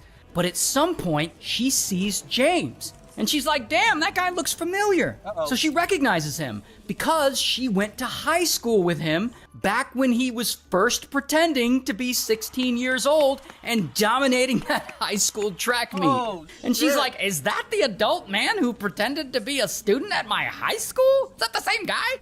And this blows James's scam wide open. And she starts telling people, and eventually Princeton finds out and they get the police involved. And so pretty quickly, police show up to one of James's classes, and bam, they arrest him in class in front of everyone.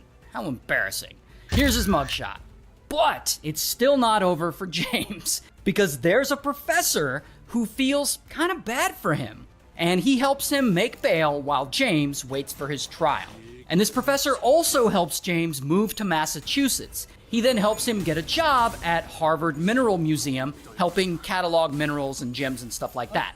Which sounds like legit steady work, and that this could be good for him, and like maybe he'll turn his life around. But of course, James screws it all up, because that's the kind of guy he is. Shortly after he begins working there at the museum, he starts low-key stealing minerals and lab equipment from the place. And, because he's an ex-con with a history of scamming people, he becomes a prime suspect. And so police, they go to his place and they search his room and they find $50,000 worth of shit that he stole from the museum. And so he ends up serving 5 months for the fraud at Princeton. Then he serves 17 months for stealing all that stuff from the Harvard Mineral Museum. And since then, he appears to have been in and out of prison with all these fake identities all the way up through at least 2016. So he's like kind of still going as far as we know. Lesson not learned. Do you remember a long time ago that 7-year-old kid who became famous for stealing a car? Well, he's about to do it all over again.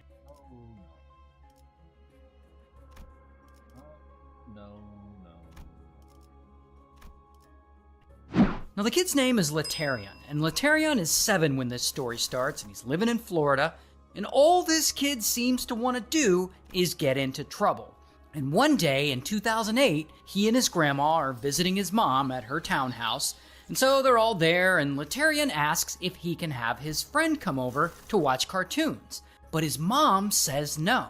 Here's the thing though, Letarion's friend is already there, waiting outside. Regardless, Letarion's mom won't let him in the house. And so Letarion gets super pissed off, and he steals the keys to his grandma's SUV. Then he and his friend, they get in the car, and Letarion gets in the driver's seat, and he starts it up, and he puts it into gear, and the two drive off, heading to Walmart. Meanwhile, back at home, Grandma and Mom are putting together one of those kids' basketball hoops. And at one point, Grandma goes inside to get some screws that she had left on the counter, and she notices that her keys are missing. And she also notices that Letarion is gone. And she's like, oh shit, that little jerk stole my car! And immediately she starts freaking out, and she screams for someone to call the police. Now apparently, Letarion can drive, like he's actually doing it. He and his friend cruise around for miles down busy streets, through crowded parking lots, and during that time, they run over a couple of mailboxes, they hit 2 parked cars, and even 2 moving cars. Now, eventually, They someone can't drive. sees Laterian, So they who can't is drive. so short it looks like he can't even see over the steering wheel. And they call the police. And so police come and they spot Laterian driving, and they turn on their lights and they try to pull him over. But I guess instead of pulling over, Laterian is just like, nah, I'll just drive home instead. And he starts driving home. And at some point, while driving home, skirt, kaboom! He crashes into a curb and a sign, and he snaps one of the car's axles and wheels. Here is actually a picture of his grandma's SUV later. It looks like this is in the impound yard. You can see that it's all wrecked. And so grandma's ride is totaled. But luckily, the two boys aren't hurt. And so police, they get Laterian, and later that day, they escort him home. And a local news crew hears about the accident, and they show up to his house. They want to interview him about what happened. And this is where he ends up doing an on-camera interview with a local news station. And the reporter asks him why he stole his grandmother's car. I want to do it because it's fun. It's fun to do bad things, to drive into a car. But did you know that you could perhaps kill somebody? Yes, but I wanted to do hood rat stuff with my friend.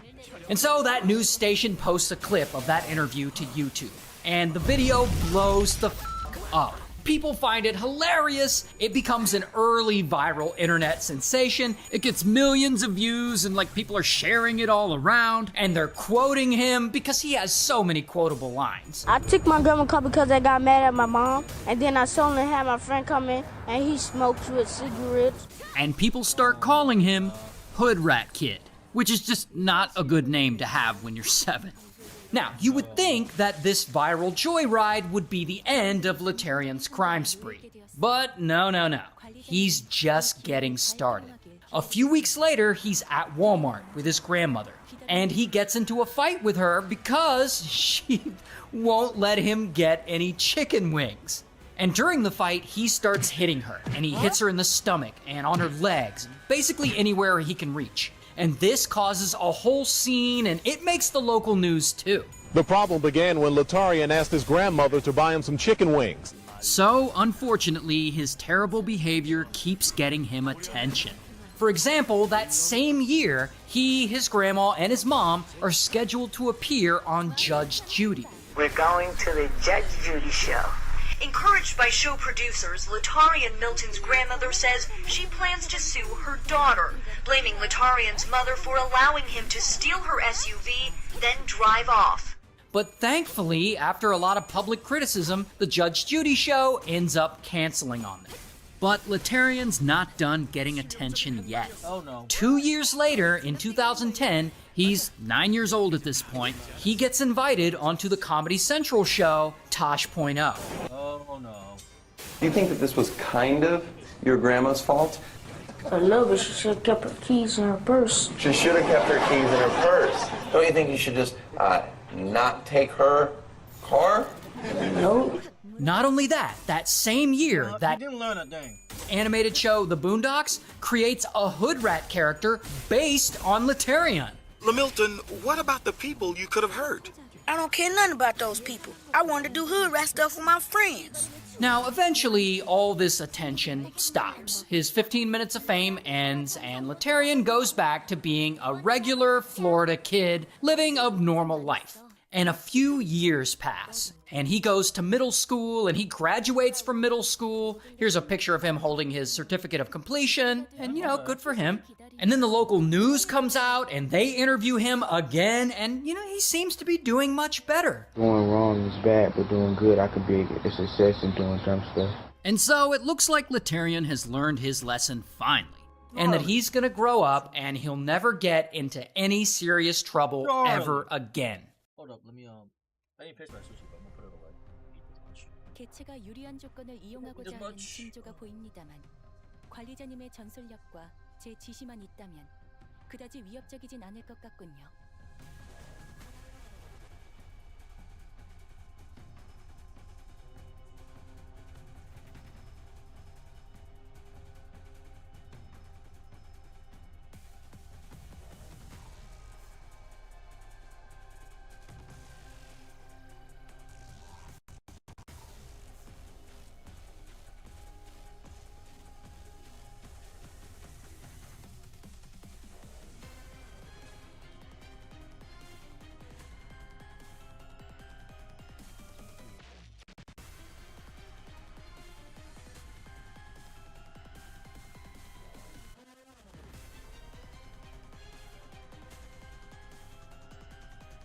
Oh yeah.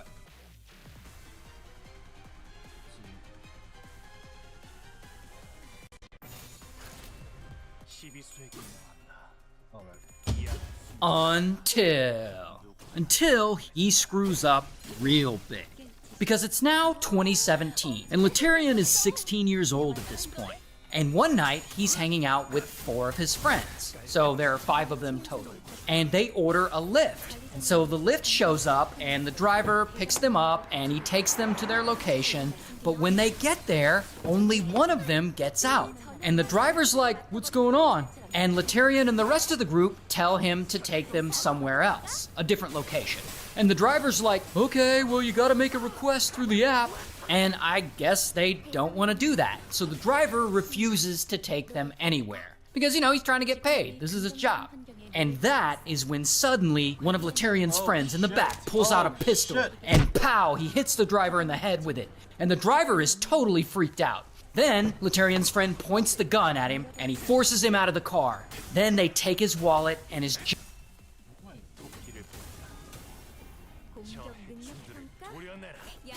jacket, and they take the whole car, too. And with Laterian driving, they all speed away. And they leave the driver just standing there on the street. Now, the dumbest part about this crime is that they not only stole this poor guy's car, but they stole the Lyft after Laterian ordered that very Lyft. Which means the driver has all of his account information, like his name, his phone number, etc. And so the driver gives the phone number to police, and police easily trace it back to Laterian's Facebook account. And so they find him, and bam, they arrest him.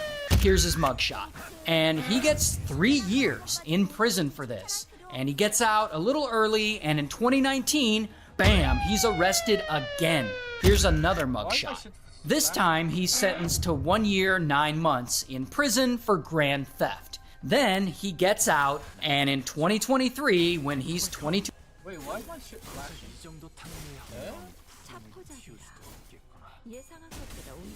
2 years old, bam, he gets arrested again. Here's his mugshot again.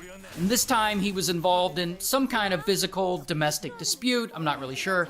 But from here, I couldn't find any credible information on whether or not he got sent back to prison or what he's got going on now. Regardless, you know, I hope he figures himself out. Have you ever heard of someone taking... Wait, why is my display shifting around? What's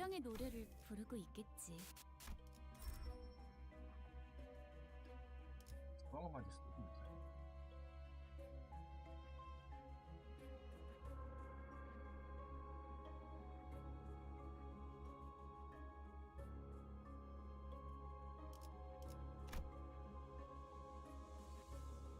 Why was it shifting around?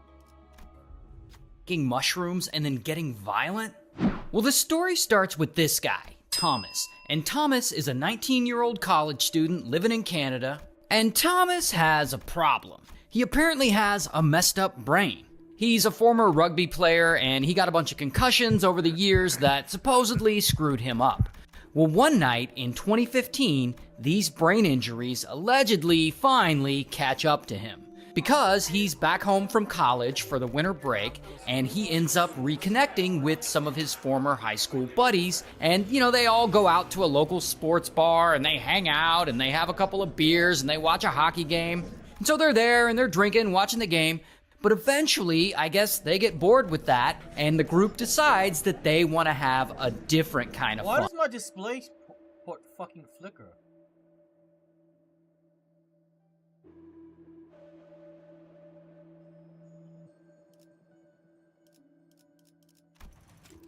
What's going on?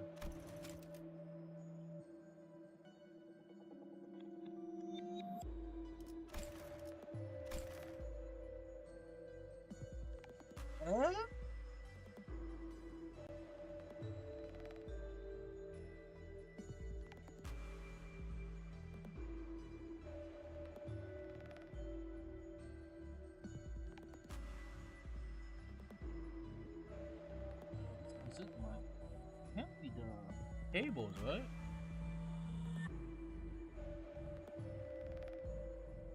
I'll check. Give me a second. I will check.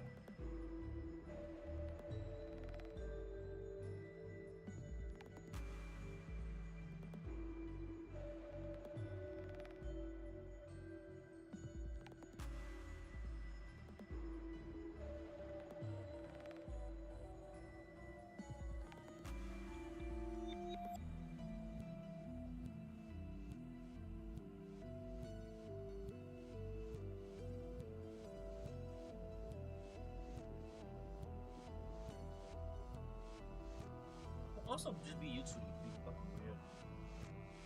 You know? Also just be that.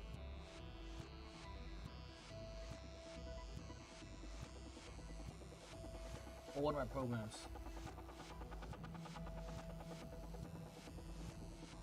It's either one of my programs or YouTube is being fucking weird. But when I pause it, it stopped being a fucking issue.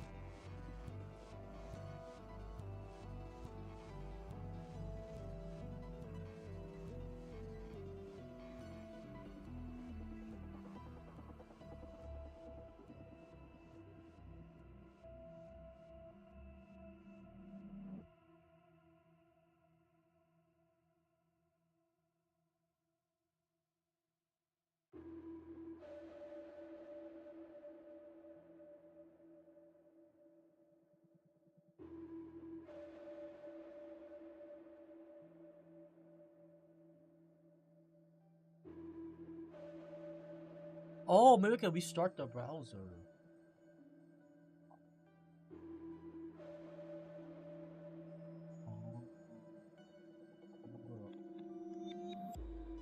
Let me restart the browser real quick. That could also just straight up be there.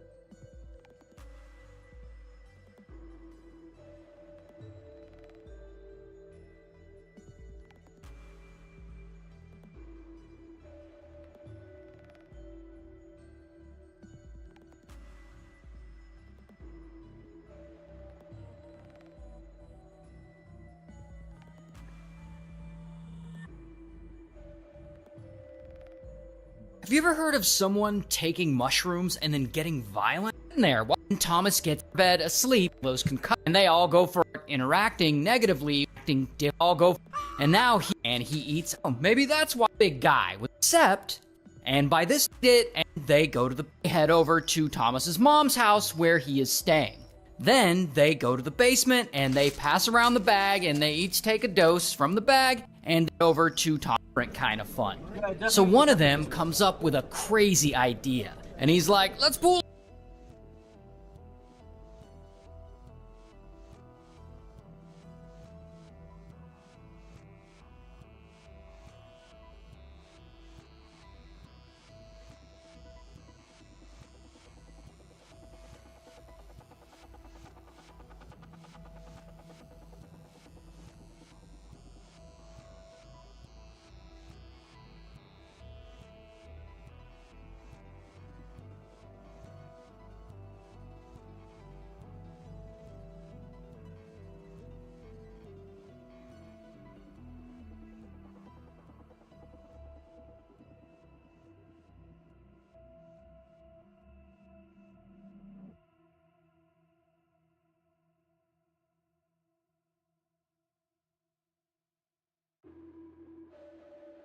Do you have resync on or some shit?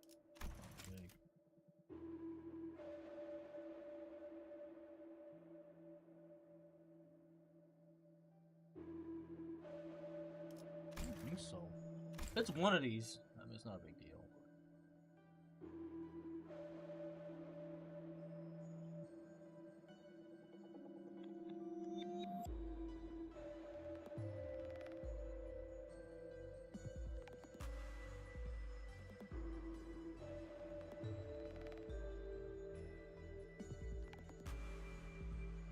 Oh, maybe it's this. Hold up, maybe it's like fire window.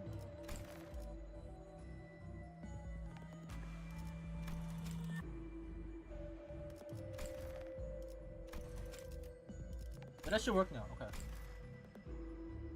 Theoretically, maybe. Pull our money together and get a bag of mushrooms and do them in Thomas's basement. And okay.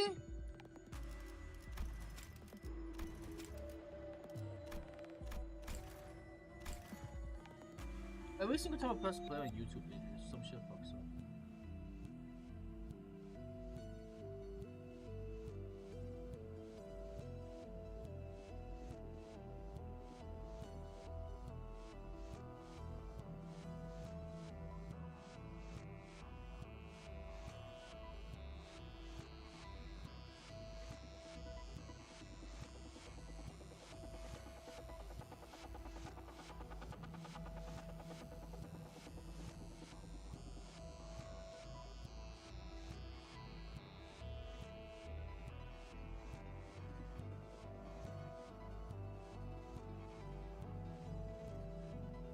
What if I don't give a fuck? Everyone's like, hell yeah, great idea, bro. So they hit up a local dealer that they know, and they get the bag of mushrooms, and they head over to Thomas's mom's house where he is staying. Then they go to the basement, and they pass around the bag, and they each take a dose from the bag, and they eat it, and then they wait. Annoying, actually. What the fuck is going on?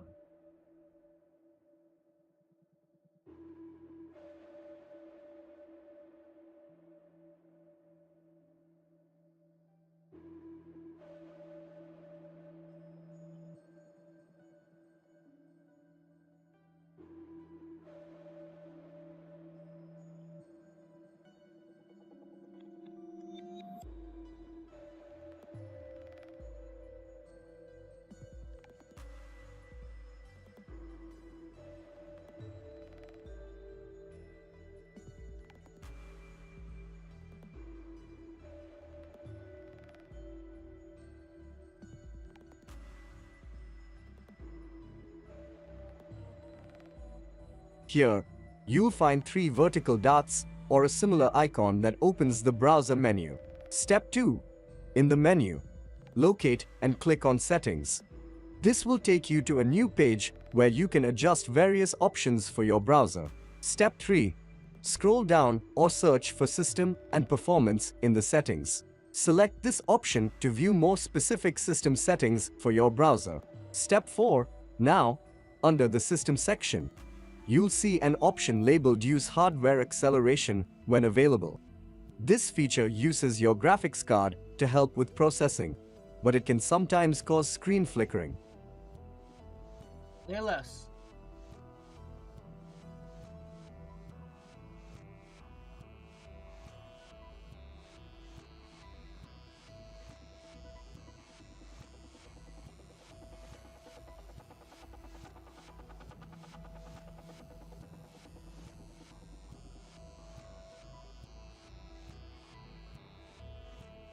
Here, you'll find 3 vertical dots or a similar icon that opens the browser menu. Step 2. In the menu, locate and click on Settings. This will take you to a new page where you can adjust various options for your browser. Step 3. Scroll down or search for System and Performance in the settings. Select this option to view more specific system settings for your browser. Step 4. Now, under the System section, you'll see an option labeled Use Hardware Acceleration when available. This feature uses your graphics card to help with processing, but it can sometimes cause screen flickering. Toggle this option off to disable hardware acceleration. Step 5. For these changes to take effect, you need to restart your browser. Close it completely. Alright, cool. Have you ever heard of... He decides he wants to take more, so he reaches everyone except for Thomas. Thomas isn't feeling anything at all. He just got... And then they wait. And around an hour passes. And by this time, the drugs are kicking in, and they're all starting to feel the effects, and they're laughing, and they're vibing, and they're having a real good time and whatnot. Everyone except for Thomas. Thomas isn't feeling anything at all. He's just kind of sitting there, watching everyone else have fun. Now, he's a big guy with a bigger body mass, so he starts thinking, oh, maybe that's why I'm not feeling anything. And so he decides he wants to take more. So he reaches into the bag and he eats a handful more. And after a bit of time, boom, it finally hits him. And now he's laughing and vibing and having a good time like the others, which is great because now they're all on the same wavelength and they all go for a walk and they play video games and they just, hang out in the basement and they trip. But around 2 a.m., something changes. Thomas starts acting different. And the theory is that the mushrooms start interacting negatively. It's still flickering now. This could probably be fixed with like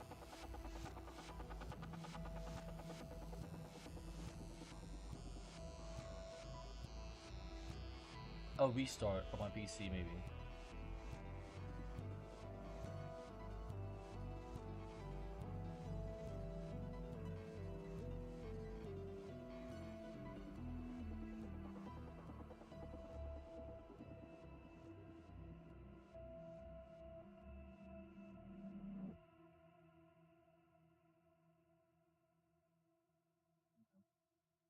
Have you ever heard of someone taking mushrooms and then getting violent? Well, the story starts with this guy, Thomas. And Thomas is a 19-year-old college student living in Canada. And Thomas has a problem. It's just flickering non-stop now.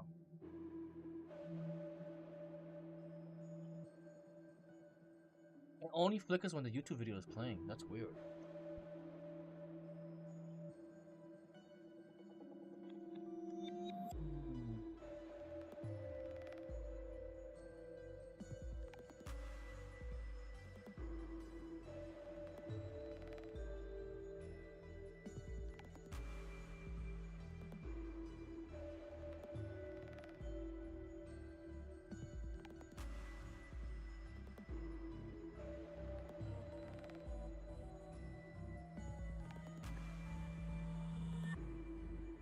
He's a big guy with a bigger body mass. So it is YouTube.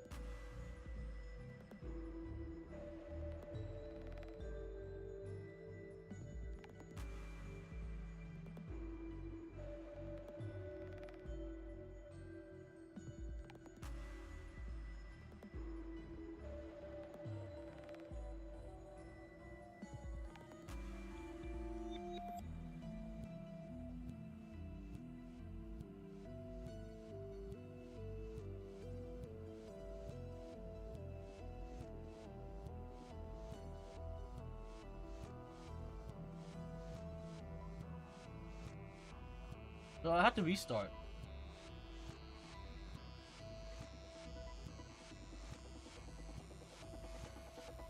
Or not?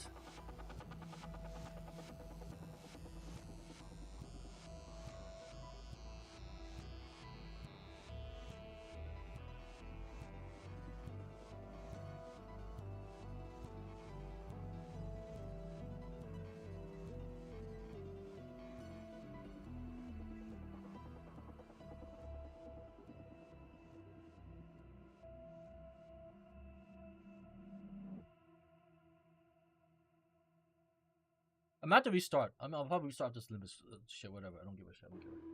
I don't care. Whatever.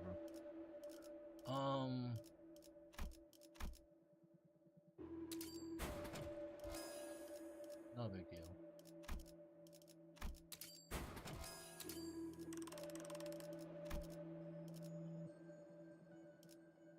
Now I'm doing it with the game. Yeah, I'm about to restart after I finish this shit. What floor you on? Floor 4? Fuck you. We got stuff to do this, right? So he starts thinking, oh, maybe that's why I'm not feeling anything. And so he decides he wants to take more. So he reaches into the bag and he eats a handful more. And after a bit of time, boom, it finally hits him. And now he's laughing and vibing and having a good time like the others, which is great because now they're all on the same wavelength. And they all go for a walk and they play video games and they just, hang out in the basement and they trip. But around 2 a.m., something changes. Thomas starts acting different. And the theory is that the mushrooms start interacting negatively with Thomas's brain, which had been injured from all those concussions from playing rugby in the past. And so Thomas starts getting agitated, and he looks angry, and he starts ranting and going off in gibberish that none of his friends understand. And his friends, they can see that something is clearly wrong with him. Like, he's not just tripping hard. He's not making any sense at all. Then Thomas gets paranoid, and he tells his friends that he's scared, and he leaves the basement, and he runs upstairs. Now, upstairs is his mom's room, and she's home, and she's in her bed asleep with her boyfriend. And so Thomas runs into Mom's room, and he flips on the light, and I assume this wakes her and her boyfriend up, and Thomas, he just sits on the floor and chills. And Mom, she's tired. She doesn't want to deal with his shenanigans, so she's like, turn off the light! But Thomas doesn't. So Mom gets out of bed really quick to turn off the light, and she's naked. I guess she sleeps naked. And Thomas, he doesn't react or respond to her lack of clothing at all. So now she knows something is wrong. Then Thomas, still tripping out, he goes to his room, and his mom follows to check on him. And all this commotion wakes Thomas's sister up. And this is when things start to get really wild. Because apparently Thomas starts seeing his mom and sister as demons. And this makes him go even crazier. and Thomas starts yelling at his mom and calling her Satan and calling her the devil, and she's trying to calm him down. Then he's yelling at the both of them, mom and sister, and he's shining his phone's flashlight on them and calling them the devil. Then Thomas says, I'm gonna go to my dad's house. His parents are divorced, but his dad only lives like a block away, so he's gonna go there. And mom and sister, they try to block the door to prevent him from leaving, but boom, Thomas just shoves them out of the way, and he sprints outside into the cold. And he's completely barefoot and shirtless, and it's December in Canada, and it's like snowing outside and freezing. And poor mom, she tries running after him with a jacket, but he's too fast, and she eventually loses sight of him.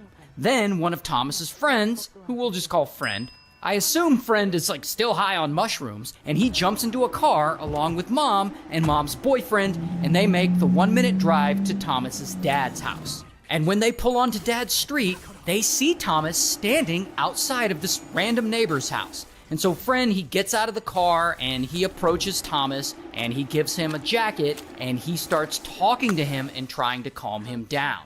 But Thomas is not calm. He starts shouting, and at some point during all this madness, he goes into such a psychotic state that he's started thinking that he's some kind of god.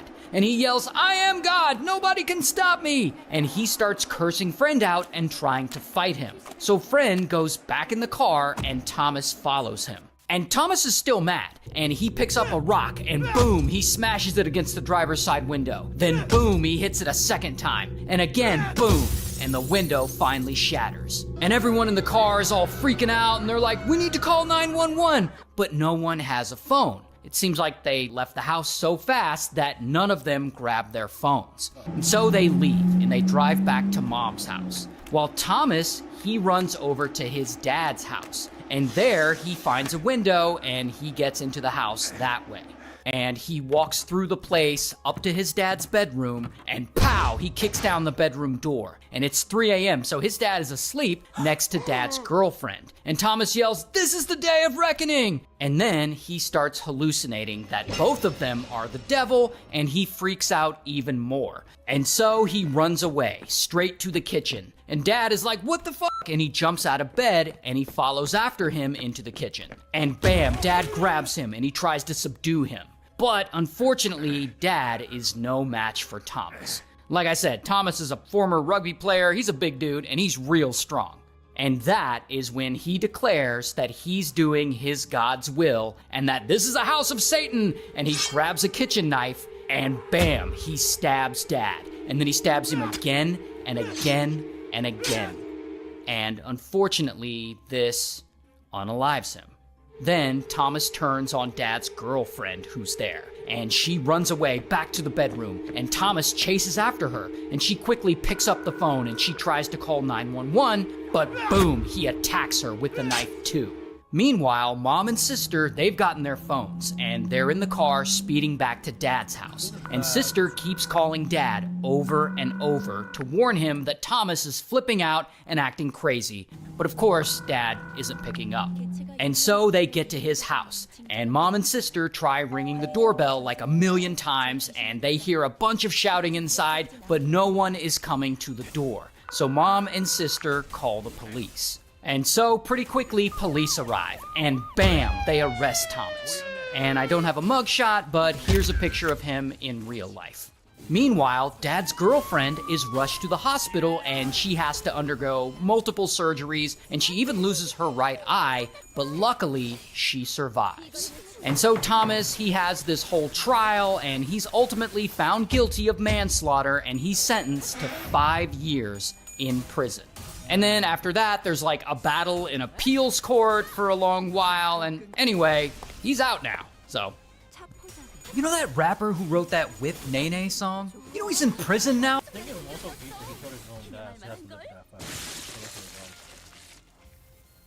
평소보다 의욕적이야. 이런 분위기는 흔치 않아서 설레이네. 쓸데없이 흥분한 걸 수도 있지. 뭐 나쁜 건 아니기도 하고. If you're ever training without a spotter and the weight is crushing you and you can't get it back up, all you need to do is push it up, re-rack it, and you'll be totally fine. The fuck is this advice?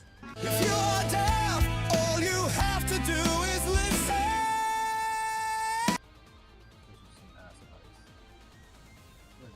you mean re-rack it? How they gonna re-rack it if they're stuck under the weight? I'm about to restart my GC. I don't know why is this flipping like this. 대성공이야. 바람 불어오는 대로 노래 부를까?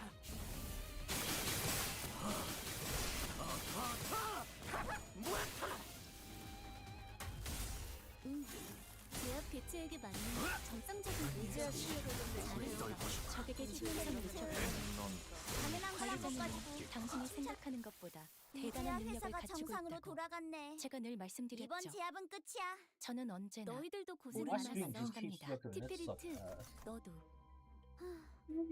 언젠가 우리도 모든 게 끝날 때가 오면 좋겠네. 그때가 되면 휴식을 기다리며 고향의 노래를 부르고 있겠지. Japan Model and Hobby Show 2025.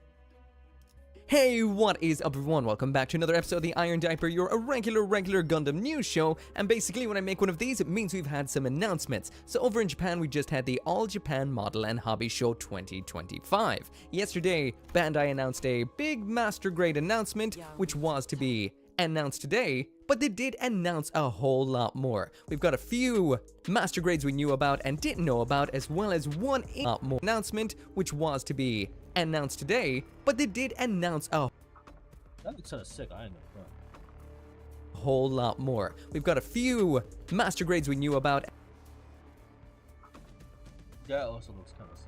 and didn't know about, as well as one interesting super secret one that has got me super hyped. We've got a whole bunch of interesting high grades, including one that G-Quacks fans have been looking for quite some time, including me, and I'm hoping it leads to another even bigger release. And there are a couple of things as well, including a model kit of the Balteus from Armored Core 6, which is pretty crazy. Anyway, as usual, this channel right here is sponsored by HobbyLink Japan, so the pre-orders for all of these kits should be going up there sometime soon-ish, so we'll throw a link down there in the description. Now let's just check out what's been announced.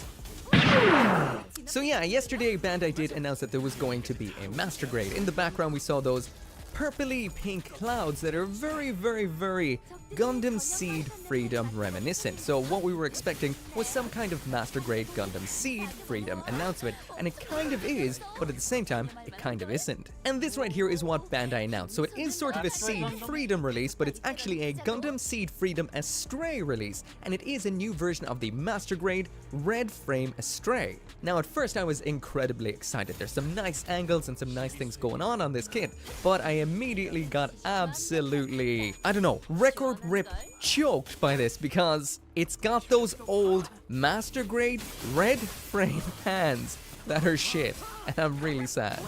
So yeah, there has been a few images and some videos posted of the maquette or the prototype for this kit, and as you can see, the hands are the old style hands. Now I'm not sure if that means this is just reusing a whole lot of the Gundam Seed Red Frame Astray or what. It is very shocking. From taking a kind of closer look at it, we've got some nice looking piping on the arms that does look new. The legs for the most part kind of look relatively unchanged, but the fact that this right here is a brand new 3D printed prototype of the particular kit does kind of imply some aspects are new. You can kind of see into the waist unit there, and we've got some new detailed interiors on it, but the upper legs look kind of similar. The one thing that just really throws me off entirely is those hands. These are the almost like middle era Master Grade hands that we would have seen on the 00 kits and some of the various 2010-ish kits, including the Red Frame Astray. These are kits that have massive weapons, and these hands don't hold well at all. But besides that, getting stuck on that, it is a nice looking kit, well sculpted looking arms, the shoulders are off the charts cool, and the head has a very Sengoku Astray kind of feel to it. It's not just your classic awesome to the point red V that we love on the head of an Astray. It actually has a little bit more to it again, in a bit of a Sengoku Astray kind of way. Either way, interested, but skeptical. skeptical. There are no release details or anything like that about this kit just yet. Price and release date still to be announced. So another absolutely awesome announcement that at the same time kind of shocks you with a little bit of a disappointment is this right here. This is a Master Grade 1100 Gundam Barbatos Lupus option set. So we get some extra parts, lots of burning, crackling flames and energy for the head and arm of Barbatos Lupus, but the main thing, as you can see standing out right there, is the Helmvig Reinkar's absolutely massive sword, now in glorious 1/100 scale. So as you can probably guess, the kind of sad aspect about this is it is a premium Bandai exclusive. So this will be costing 2,970 yen, which is just under $20. But I know a lot of you guys say that when these actually come out in the West, the price tends to reflect the Japanese price directly. So it could end up being nearly $30 or so on release. From what I can see in the tag, however, there is no release date for this just yet. It says November there, but that's for the actual Gundam Barbatos Lupus itself. However, I will mention one thing. This right here is not the Master Grade Gundam frame that everyone's frothing at the mouth about. That is that cube over there on the right hand side. That is another Master Grade Gundam frame that is yet unannounced as to what it is, so everyone's speculating a lot, but from the general shape of it and the fact that we're seeing a bit of a Uru's Hunt image behind it and to the right of it, which means everyone is assuming it's this right here, it's definitely one of my favorite Gundam frames of all, and that is the absolutely over-the-top Gundam Asmodeus, or Gundam Asmodee. So definitely taking a look at the silhouette inside of that, we've got the Tonfa cannon around on the back of the arm, it seems. There are some thrusters on the sides of the legs that do look a little bit different, and the V-fin is looking a little bit on the squared off side. Another guess is it's just another premium Bandai variant of Barbatos itself with different equipment. Kind of hard to tell. Personally, I'm putting my money on the Asmodeus, and I really hope it is. Let me know down there in the comments, what do you think this kit could be? And there is no release date or price just yet, but I'm super excited. So the last of the Master Grades on show is this right here, which is the Master Grade 1100 Full Armor Double Zeta Gundam Ver.Ka. We did see the prototype of this the last time we got some announcements, but now we finally got some information, some color, and overall this is looking insanely good. We finally do have an info page as well over on the Bandai Hobby site itself. So this is going to cost 12,540 yen, and it is out in February of next year. So you're looking at about $85 in Japan, up to a possible $120 outside of Japan. What it says in the blurb here is, from Mobile Suit Gundam Double Zeta, the Full Armor Double Zeta Gundam Ver.Ka is now available under the complete supervision of Hajime Katoki. By rearranging the additional armor, the Hyper Mega Cannon can be attached to the Full Armor Double Zeta Gundam. Furthermore, by removing the additional armor, the enhanced ZZ Gundam can be recreated. By the way, the enhanced Double Zeta Gundam is available separately. It was a premium Bandai exclusive. If you couldn't get that, grab 2 of these, and it seems like you've got one. Continuing on here, it says, the additional armor parts have been carefully adjusted to fit the main body, achieving proportions that do not give the impression of being bulky. The double beam rifle can be attached to the forearm or held by the hand parts. The Hyper Mega Cannon can be attached to the backpack by replacing it with a missile pot, and the forearm uses a roll mechanism allowing it to move in tandem so that the additional armor does not interfere when raised horizontally. What you get in the kit is double beam rifle by 1, Hyper Mega Cannon, beam sabers by 2, shield by 2, fingertip parts by 1 set, water slide, decals, stickers, and some wire. Overall, looking absolutely beautiful, and as Ver.Kas have been going in the modern era, they are fantastic, so look forward to that one in February. So jumping from Master Grade to High Grade, and Bandai is not disappointing. I am so hyped about this right here. This right here is the High Grade 144th scale Hanbrabi GQ, aka the absolutely phenomenal shark-looking Hanbrabi from Gundam G-Quax. In case you haven't seen the episode, it's basically this, plus a G-Quax version of the Psycho Gundam, making up a clan battle team, and explosions happen. This is such an elegant, beautiful design. It's over the top, it's cool. I never expected it to get a kit. Well, I also didn't expect the Psycho Gundam to. By the way, there is no announcement for that, but I'm holding out, hopefully. Cool design. Anyway, this will be out in June of next year, so quite a wait, at 2,860 yen. So you're looking at maybe $28 or $19 if you can grab it from Japan. But yeah, overall this is looking like an absolutely stellar kit. The design in the torso, the shoulders, the arms all look spectacular. All the angles are there, the nice circles around on the back of the leg, Just they've done this so well. Cannot wait to get it in the hand and see what it can pull off. Beautiful. Jumping from one G-Quax high grade release to another, here is a premium Bandai exclusive set that is coming out. This is the high grade 1/44th scale Red Gundam equipment set. So basically a whole bunch of option parts for using with the high grade Red Gundam, which was a full release. There is no price or date for its release just yet, but from what we're seeing, you're getting all of those big massive funnel aspects, those huge big old bits. You only get 2 inside of the original box, so here's an additional 4 to fully arm it up. It seems like we've got attachment parts for attaching it onto the unit, as well as a last shooting beam effect for attaching into the rifle. Wait a minute, that's not the rifle, that seems like it's held in the hand, so I guess we're using with the beam saber. Again, no release date just yet, and no price. From G-Quax to G-Quax again, we're finally getting this right here from one of the very first episodes of Gundam G-Quax. That is the high grade 1/44th scale 01 Gundam, aka the prototype version of the Gundam or the G-Quax variant. So basically what you're seeing is a lot of Gundam body, but with a head that's kind of similar to the G-Quax gun cannon. The overall color scheme is beautiful. I assume that this is incredibly similar to the Red Gundam that we would have seen before, which is nice, but the color separation wasn't the greatest. This seems like a little bit of a simpler design, so maybe we won't have those issues. There is a full page dedicated to this right here, but you are blocked outside of Japan from seeing it because it is a premium Bandai kit, but it seems like we're getting a very similar set of equipment to the actual Red Gundam, but we do get a bazooka in here, as well as everything else. According to what it says here, this will be releasing through Premium Bandai in January 2026 at 2,420 yen, so maybe $24 or $16 if you can grab it from Japan. Rejoice Gundam Wing fans, because it seems like we're going to be getting a brand new line of high-grade Gundam Wing kits, and that is the EW versions, and leading the vanguard is the high-grade 1/44th scale Sandrock Gundam EW. So basically we would have seen these as master grades before, which automatically gets me putting my tinfoil hat on. If we've seen these as master grades and now we're getting them as high grades, we did get the high grade TV versions before. Will Bandai realize that there's money to be had and make master grade versions of the TV versions? I only hope so. But anyway, as for what we're getting right here, this looks absolutely beautiful. As of right now, actually no, we do have maquette pictures as well of the prototype too, but this is the released image by Bandai. Now we do not have a full page on the Bandai Hobby site yet for some information about this, so all it does say is stay tuned for further updates on the hobby site. So some people did grab some awesome pictures of this, and it seems like there is a lot going on. As far as I can see, this is a full release, which is absolutely brilliant. Hopefully we will be seeing a whole line, but I can only assume Bandai will be doing that. It is satisfyingly thick looking, I will mention that, and we do also have the cool mantle as well, so that is included.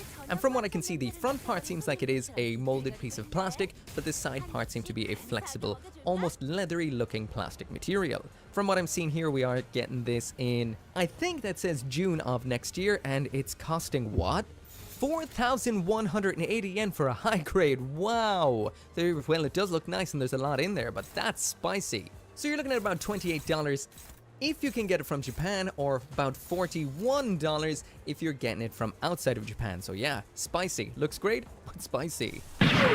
Next up, when it comes to high grades and things I was hoping Bandai would release, but they went and released it through P Bandai, is this right here. This is basically a 2.0 version of the high grade Strike Freedom. So basically this right here is the high grade Strike Freedom Spec 2. This is going to be a premium Bandai release, just like it says right below the model kit itself. And just in case you don't know what's going on here, Bandai released the high grade Mighty Strike Freedom, I think last year. Basically that is a retooled version of the high-grade Strike Freedom, just with a new backpack for Gundam Seed Freedom. And this one right here is basically using the Mighty Strike Freedom's Gundam, but it seems like we're going to be getting a brand new backpack of the classic Strike Freedom's wings, as well as some cool Wings of Light beam effects. So that is pretty cool. The sad thing again is it's premium Bandai exclusive. That's kind of a bit wild. I think a retooled version of the Strike Freedom will sell incredibly well, so doing this is a strange option. Anyway, it does have, from what I can see, the beam rifles that did come with the Gundam Seed Freedom option set.